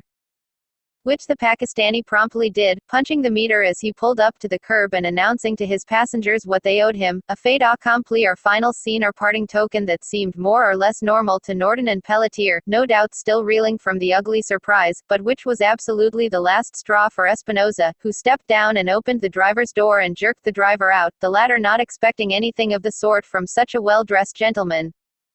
Much less did he expect the hail of Iberian kicks that proceeded to rain down on him, kicks delivered at first by Espinosa alone, but then by Pelletier too, when Espinosa flagged, despite Norton's shouts at them to stop, despite Norton's objecting that violence didn't solve anything, that in fact after this beating the Pakistani would hate the English even more, something that apparently mattered little to Pelletier, who wasn't English, and even less to Espinosa, both of whom nevertheless insulted the Pakistani in English as they kicked him.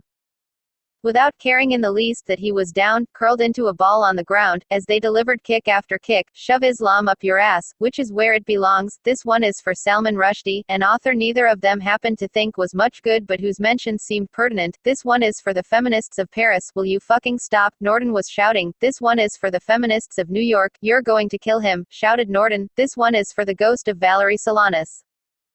"You son of a bitch," and on, until he was unconscious and bleeding from every orifice in the head, except the eyes. When they stopped kicking him they were sunk for a few seconds in the strangest calm of their lives. It was as if they'd finally had the ménage à trois they'd so often dreamed of. Pelletier felt as if he had come. Espinosa felt the same, to a slightly different degree. Norton, who was staring at them without seeing them in the dark, seemed to have experienced multiple orgasms. A few cars were passing by on. There wasn't a single star in the sky. And yet the night was clear, they could see everything in great detail, even the outlines of the smallest things, as if an angel had suddenly clapped night vision goggles on their eyes. Their skin felt smooth, extremely soft to the touch, although in fact the three of them were sweating. For a moment Espinosa and Pelletier thought they'd killed the Pakistani. A similar idea seemed to be passing through Norton's mind, because she bent over the cabbie and felt for his pulse. To move, to kneel down, hurt her as if the bones of her legs were dislocated. A group of people came from Garden Row singing a song. They were laughing, 3 men and 2 women. Without moving, Norton, Pelletier, and Espinosa turned their heads toward them and waited. The group began to walk in their direction. "The cab," said Pelletier, "they want the cab." Only at that moment did they realize the interior light of the cab was still on. "Let's go," said Espinosa. Pelletier took Norton by the shoulders and helped her up. Espinosa had gotten behind the wheel and was urging them to hurry. Pelletier pushed Norton into the back seat and then got in himself. The group from Garden Row headed straight toward the spot where the driver lay.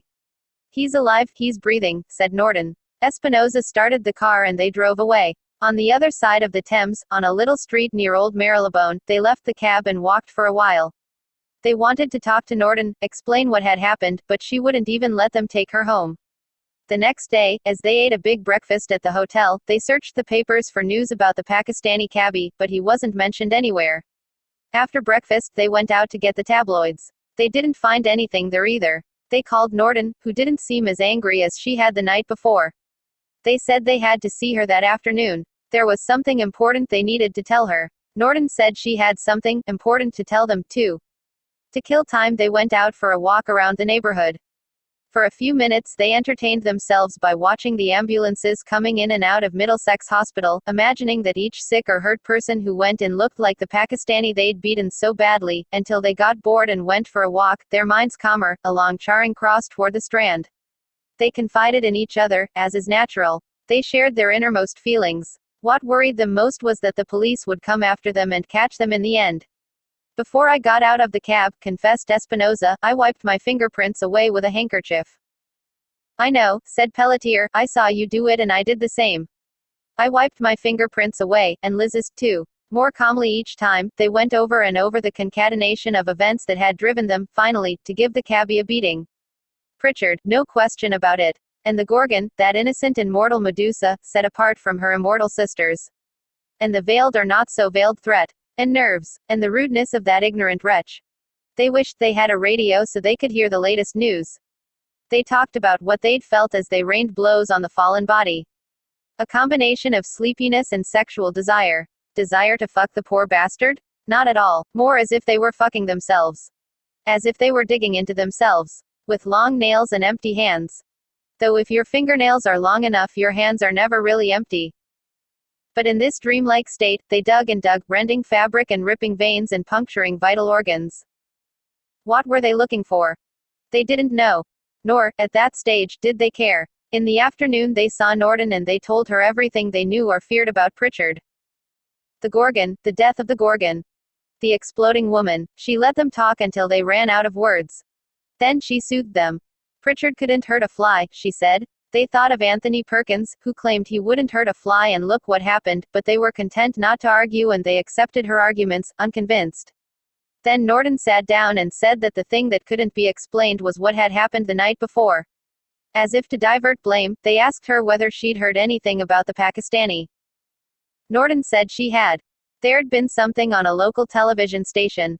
A group of friends, probably the people they saw coming from Garden Row, had found the driver's body and called the police. He had 4 broken ribs, a concussion, a broken nose, and he'd lost all his top teeth. Now he was in the hospital. It was my fault, said Espinosa. His insults made me lose control. It would be best if we didn't see each other for a while, said Norton. I have to think this over. Pelletier agreed, but Espinosa kept blaming himself. It seemed fair that Norton should stop seeing him, but not that she should stop seeing Pelletier. Stop talking nonsense, Pelletier said to him in a low voice, and only then did Espinosa realize that what he was saying was, in fact, stupid. That night they both flew home. When he got back to Madrid, Espinosa had a minor breakdown. In the cab home he started to cry, discreetly, covering his eyes with his hand, but the driver saw him crying and asked him if anything was wrong, whether he felt ill. I feel all right, said Espinosa, I'm just a little on edge. Are you from here? Asked the driver. Yes, said Espinosa, I was born in Madrid. For a while neither of them said anything. Then the driver renewed his attack and asked whether he was interested in soccer. Espinosa said no, he'd never been interested in soccer or any other sport. And he added, as if not to put an abrupt end to the conversation, that the night before he had almost killed a man. Really, said the driver. That's right, said Espinosa, I almost killed him. How's that? Asked the driver. It was in a rage, said Espinosa. Abroad? Asked the driver. Yes, said Espinosa, laughing for the first time, far from here, and the man had a strange job, too. Pelletier, meanwhile, neither had a breakdown nor talked to the driver who brought him back to his apartment. When he got home he took a shower and made himself some pasta with olive oil and cheese. Then he checked his email, answered a few messages, and went to bed with a novel by a young French author, nothing of great significance but amusing, and a journal of literary studies. A little while later he was asleep and he had the following extremely strange dream. He was married to Norden and they lived in a big house, near a cliff from which one could see a beach full of people in bathing suits lying in the sun or swimming, though never getting too far from shore. The days were short. From his window he watched an almost unending succession of sunrises and sunsets. From time to time Norden would approach the room he was in and say something to him, but she never crossed the threshold. The people on the beach were always there. Sometimes he had the impression that at night they didn't go home, or that they all left together when it was dark, returning in a long procession before the sun came up. Other times, if he closed his eyes, he could soar over the beach like a seagull and see the bathers from up close. They came in every shape and size, although most were adults, in their 30s, 40s, 50s, and all gave the impression of being focused on foolish activities, like rubbing oil on themselves, eating sandwiches, listening with more politeness than interest to the conversation of friends, relatives, or towel mates. Sometimes, however, the bathers would get up circumspectly and gaze at the horizon, even if for only a second or two. It was a calm horizon, cloudless, of a transparent blue. When Pelletier opened his eyes he thought about the bathers' behavior. It was clear they were waiting for something, but you couldn't say if there was anything desperate in their waiting. Every once in a while they'd simply look more alert, their eyes scanning the horizon for a second or two, and then they would once again become part of the flow of time on the beach, fluidly, without a moment of hesitation. Absorbed in watching the bathers, Pelletier forgot about Norden, trusting, perhaps, in her presence in the house, a presence evidenced by the noises that occasionally drifted from within, from the rooms that had no windows or windows that overlooked the fields or the mountains, not the sea or the crowded beach. He slept, or so he discovered deep into the dream, sitting in a chair, near his desk and the window. And he didn't seem to do much sleeping. Even when the sun set he tried to stay awake as long as possible, with his eyes fixed on the beach, now a black canvas or the bottom of a well, watching for any light, the trace of a flashlight, the flickering flame of a bonfire. He lost all notion of time. He vaguely remembered a confusing scene, at once embarrassing and exciting. The papers he had on the table were manuscripts by Arcimboldi, or at least that was what he'd been told when he bought them, although when he looked through them he realized that they were written in French, not German. Next to him was a phone that never rang. The days grew hotter and hotter. One morning, near midday, he saw the bathers halt their activities and turn to watch the horizon, all at once, in the usual way. Nothing happened. But then, for the first time, the bathers turned around and began to leave the beach. Some headed along a dirt road between two hills. Others struck off cross-country, clinging to bushes and stones. A few moved toward the cliff and Pelletier couldn't see them, but he knew they were beginning a slow climb. All that was left on the beach was a mass, a dark form projecting from a yellow pit. For an instant Pelletier wondered whether he should go down to the beach and bury the mass at the bottom of the hole, taking all necessary precautions. But just imagining how far he would have to walk to get to the beach made him sweat, and he kept sweating more and more, as if once you turned the spigot you couldn't turn it off. And then he spied a tremor in the sea, as if the water were sweating too, or as if it were about to boil. A barely perceptible simmer that spilled into ripples, building into waves that came to die on the beach. And then Pelletier felt dizzy and a hum of bees came from outside. And when the hum faded, a silence that was even worse fell over the house and everywhere around. And Pelletier shouted Norden's name and called to her, but no one answered his calls, as if the silence had swallowed up his cries for help. And then Pelletier began to weep and he watched as what was left of a statue emerged from the bottom of the metallic sea. A formless chunk of stone, gigantic, eroded by time and water, though a hand, a wrist, part of a forearm could still be made out with total clarity. And this statue came out of the sea and rose above the beach, and it was horrific and at the same time very beautiful. For a few days, Pelletier and Espinosa were, quite independently, filled with remorse by the business with the Pakistani driver, which circled in their guilty consciences like a ghost or an electric charge. Espinosa wondered whether his behavior didn't reveal what he truly was, in other words a violent, xenophobic reactionary. Pelletier's guilt, on the other hand, was driven by having kicked the Pakistani when he was already on the ground, which was frankly unsportsmanlike. What need was there for that? He asked himself. The cabbie had already got what he deserved and there was no need to heap violence on violence. One night the two of them talked on the phone for a long time. They expressed their respective fears. They comforted each other, but after a few minutes they were again lamenting what had happened, even though deep inside they were convinced that it was the Pakistani who was the real reactionary and misogynist, the violent one, the intolerant and offensive one, that the Pakistani had asked for it 1,000 times over. The truth is that at moments like these, if the Pakistani had materialized before them, they probably would have killed him. For a long time they forgot their weekly trips to London. They forgot Pritchard and the Gorgon. They forgot Archamboldi, whose renown continued to grow while their backs were turned. They forgot their papers, which they wrote in a perfunctory and uninspired way and which were really the work of their acolytes or of assistant professors from their respective departments recruited for the Archamboldian cause on the basis of vague promises of tenure-track positions or higher pay. During a conference, as Pohl was giving a brilliant lecture on Archamboldi and shame in post-war German literature, the two visited a brothel in Berlin, where they slept with two tall and long-legged blondes. Upon leaving, near midnight, they were so happy they began to sing like children in the pouring rain. The experience, something new in their lives, was repeated several times in different European cities and finally ended up becoming part of their daily routine in Paris and Madrid. Others might have slept with students. They, afraid of falling in love, or of falling out of love with Norden, turned to whores.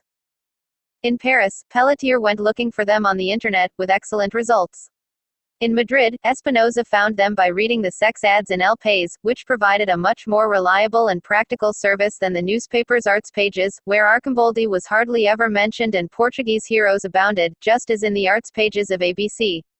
You know, complained Espinosa in his conversations with Pelletier, perhaps seeking some consolation, we Spaniards have always been provincials. True, replied Pelletier, after considering his answer for exactly 2 seconds. Nor did they emerge unscathed from their adventures in prostitution. Pelletier met a girl called Vanessa. She was married and had a son. Sometimes she would go weeks without seeing her husband and son. According to her, her husband was a saint. He had some flaws, for example he was an Arab, Moroccan to be precise, plus he was lazy, but overall, according to Vanessa, he was a good person, who almost never got angry about anything, and when he did, he wasn't violent or cruel like other men but instead melancholy sad, filled with sorrow in the face of a world that suddenly struck him as overwhelming and incomprehensible. When Pelletier asked whether the Arab knew she worked as a prostitute, Vanessa said he did, that he knew but didn't care, because he believed in the freedom of individuals.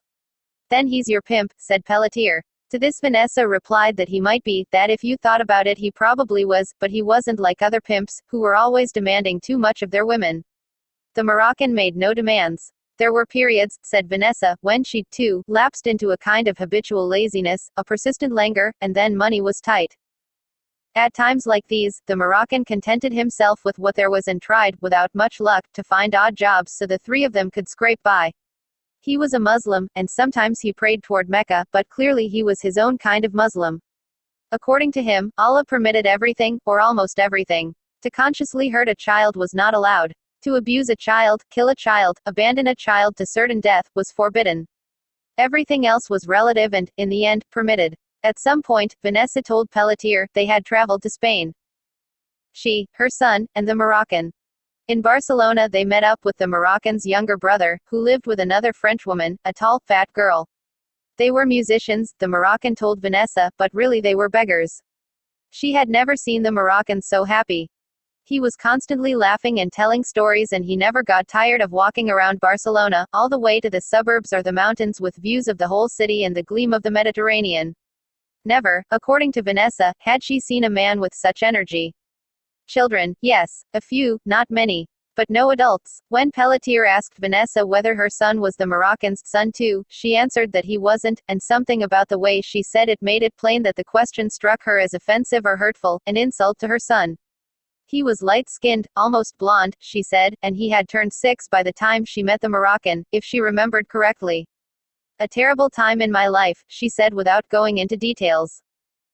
The Moroccan's appearance could hardly be called providential. When she met him, it was a bad time for her, but he was literally starving. Pelletier liked Vanessa and they saw each other several times. She was a tall girl, with a straight Greek nose and a steely, arrogant gaze. Her disdain for culture, especially book culture, was schoolgirlish somehow, a combination of innocence and elegance so thoroughly immaculate, or so Pelletier believed, that Vanessa could make the most idiotic remarks without provoking the slightest annoyance. One night, after they had made love, Pelletier got up naked and went looking among his books for a novel by Archamboldi. After hesitating for a moment he decided on The Leather Mask, thinking that with some luck Vanessa might read it as a horror novel, might be attracted by the sinister side of the book. She was surprised at first by the gift, then touched, since she was used to her clients giving her clothes or shoes or lingerie. Really, she was very happy with it, especially when Pelletier explained who Arcimboldi was and the role the German writer played in his life. "It's as if you were giving me a part of you," said Vanessa. This remark left Pelletier a bit confused, since in a way it was perfectly true. Arcimboldi was by now a part of him, the author belonged to him insofar as Pelletier had, along with a few others, instituted a new reading of the German, a reading that would endure, a reading as ambitious as Arcimboldi's writing, and this reading would keep pace with Arcimboldi's writing for a long time, until the reading was exhausted or until Arcimboldi's writing, the capacity of the Arcimboldian oeuvre to spark emotion and revelations, was exhausted, but he didn't believe that would happen. Though in another way it wasn't true, because sometimes, especially since he and Espinosa had given up their trips to London and stopped seeing Norden, Arcimboldi's work, his novels and stories, that is, seemed completely foreign, a shapeless and mysterious verbal mass, something that appeared and disappeared capriciously, literally a pretext, a false door, a murderer's alias, a hotel bathtub full of amniotic liquid in which he, Jean-Claude Pelletier, would end up committing suicide for no reason. Gratuitously, in bewilderment, just because. As he expected, Vanessa never told him what she thought of the book. One morning he went home with her. She lived in a working-class neighborhood full of immigrants. When they got there, her son was watching TV and Vanessa scolded him because he hadn't gone to school. The boy said he had a stomachache and Vanessa immediately made him some herbal tea. Pelletier watched her move around the kitchen. The energy Vanessa expended was boundless and 90% of it was lost in wasted movement. The house was a complete mess, which he attributed in part to the boy and the Moroccan, though it was essentially her fault. Soon, drawn by the noise from the kitchen, spoons dropping on the floor, a broken glass, shouts demanding to know of no one in particular where the hell the tea was, the Moroccan appeared. Without anyone introducing them, they shook hands. The Moroccan was small and thin. Soon the boy would be taller and stronger than he was. He had a heavy mustache and he was balding. After greeting Pelletier, he sat on the sofa, still half asleep, and began to watch cartoons with the boy. When Vanessa came out of the kitchen, Pelletier told her he had to leave. "That's fine with me," she said. He thought there was something belligerent about her reply, but then he remembered Vanessa was like that. The boy took a sip of the tea and said it needed sugar, then he left the steaming glass untouched. A few leaves floated in the liquid, leaves that struck Pelletier as strange and suspicious. That morning, while he was at the university, he spent his idle moments thinking about Vanessa. When he saw her again, they didn't make love, though he paid her as if they had, and they talked for hours. Before he fell asleep, Pelletier had come to some conclusions. Vanessa was perfectly suited to live in the Middle Ages, emotionally as well as physically for her, the concept of modern life was meaningless. She had much more faith in what she could see than in the media. She was mistrustful and brave, although paradoxically her bravery made her trust people, waiters, train conductors, friends in trouble, for example, who almost always let her down or betrayed her trust. These betrayals drove her wild and could lead her into unthinkably violent situations. She held grudges, too, and she boasted of saying things to people's faces without beating around the bush. She considered herself a free woman and had an answer for everything. Whatever she didn't understand didn't interest her. She never thought about the future, even her son's future, but only the present, a perpetual present. She was pretty but didn't consider herself pretty. More than half her friends were Moroccan immigrants, but she, who never got around to voting for Le Pen, saw immigration as a danger to France. "Whores are there to be fucked," Espinosa said the night Pelletier talked to him about Vanessa, not psychoanalyzed. Espinosa, unlike his friend, didn't remember any of their names.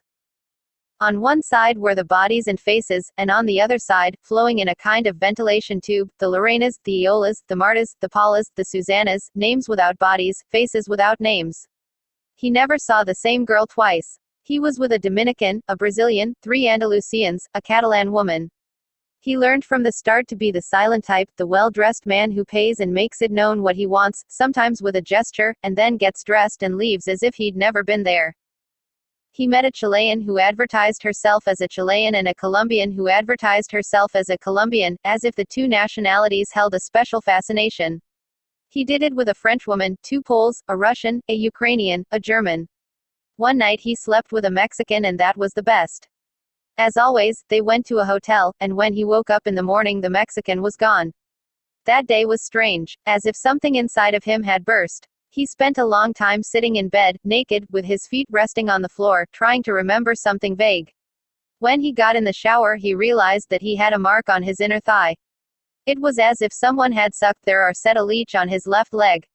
The bruise was as big as a child's fist. The first thing he thought was that the whore had given him a love bite, and he tried to remember it, but he couldn't. The only images that came were of him on top of her, her legs around his shoulders, and some vague, indecipherable words, whether spoken by him or the Mexican he wasn't sure, probably obscene.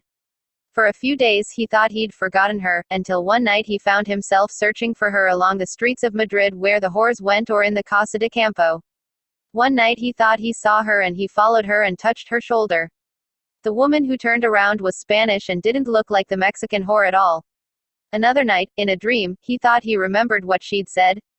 He realized that he was dreaming, realized the dream was going to end badly, realized there was a good chance he would forget her words and maybe that was for the best, but he resolved to do everything he could to remember them before he woke up. In the middle of the dream, with the sky spinning in slow motion, he even tried to force himself awake, to turn on the light, to shout so that the sound of his own voice would return him to wakefulness, but the bulbs in the house seemed to have burned out and instead of a shout all he heard was a distant moan, as if of a boy or a girl or maybe an animal sheltering in a faraway room. When he woke up, of course, he couldn't remember a thing, except that he had dreamed about the Mexican, that she was standing in the middle of a long, dimly lit hallway and he was watching her, unseen. The Mexican seemed to read something written in felt-tip pen on the wall, graffiti or obscene messages that she was spelling out slowly, as if she didn't know how to read. He kept looking for her for a few more days, but then he got tired of it and slept with a Hungarian, 2 Spanish women, a Gambian, a Senegalese, and an Argentinian. He never dreamed of her again, and finally he managed to forget her. Time, which heals all wounds, finally erased the sense of guilt that had been instilled in them by the violent episode in London. One day they returned to their respective labors as fresh as daisies. They began writing and attending conferences again with uncommon energy, as if the time or the horse had been a Mediterranean rest cruise. They got back in touch with Marini, whom they'd somehow sidelined at first during their adventures and then forgotten altogether. They found the Italian in slightly worse health than usual, but just as warm, intelligent, and discreet, which meant that he didn't ask a single question, didn't demand a single confidence. One night, to their mutual surprise, Pelletier said to Espinosa that Marini was like a gift. A gift from the gods to the two of Herne. It was a silly thing to say and to argue it would have been to wade directly into a swamp of sentimentalism, but Espinosa, who felt the same way, even if he'd have put it differently, instantly agreed. Life smiled on them once again. They traveled to conferences here and there. They partook of the pleasures of gastronomy. They read and were light-hearted. Everything around them that had stopped and grown creaky and rusted sprang into motion again. The lives of other people grew visible, to a point. Their remorse vanished like laughter on a spring night. Once more they began to call Norden. Deeply affected by their reunion, Pelletier, Espinosa, and Norden met at a bar, or rather at the tiny cafeteria, truly Lilliputian, 2 tables and a counter at which no more than 4 people fit shoulder to shoulder, of an unorthodox gallery only a little bigger than the bar, which exhibited paintings but also sold used books and clothes and shoes, located on Hyde Park Gate, very near the Dutch Embassy. The 3 expressed their admiration for the Netherlands, a thoroughly democratic country. At this bar, according to Norden, they made the best margaritas in London, a distinction of little interest to Pelletier and Espinosa, although they feigned enthusiasm. They were the only ones there, of course, and despite the time of day, the single employee or owner looked as if he were asleep or had just woken up, in contrast to Pelletier and Espinosa, who, though each had woken at 7 and taken a plane, then separately endured the delays of their respective flights, were fresh and full of energy, ready to make the most of their London weekend. Conversation, it's true, was difficult at first. In the silence, Pelletier and Espinosa watched Norden. She was as pretty and seductive as ever.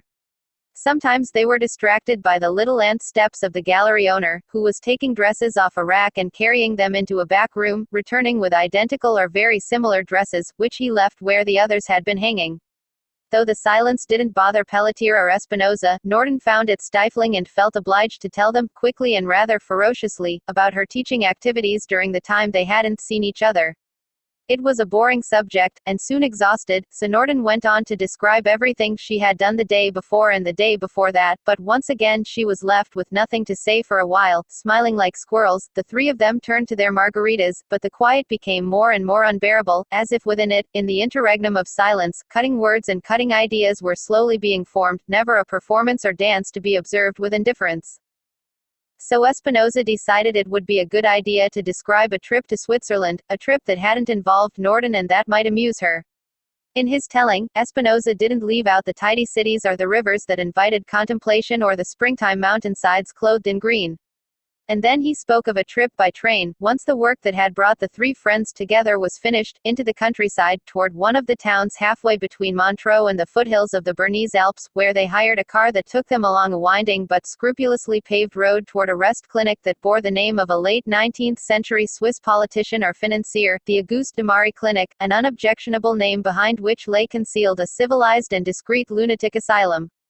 It hadn't been Pelletier's or Espinosa's idea to visit such a place.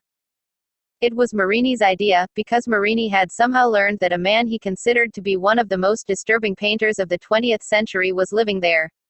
Or not.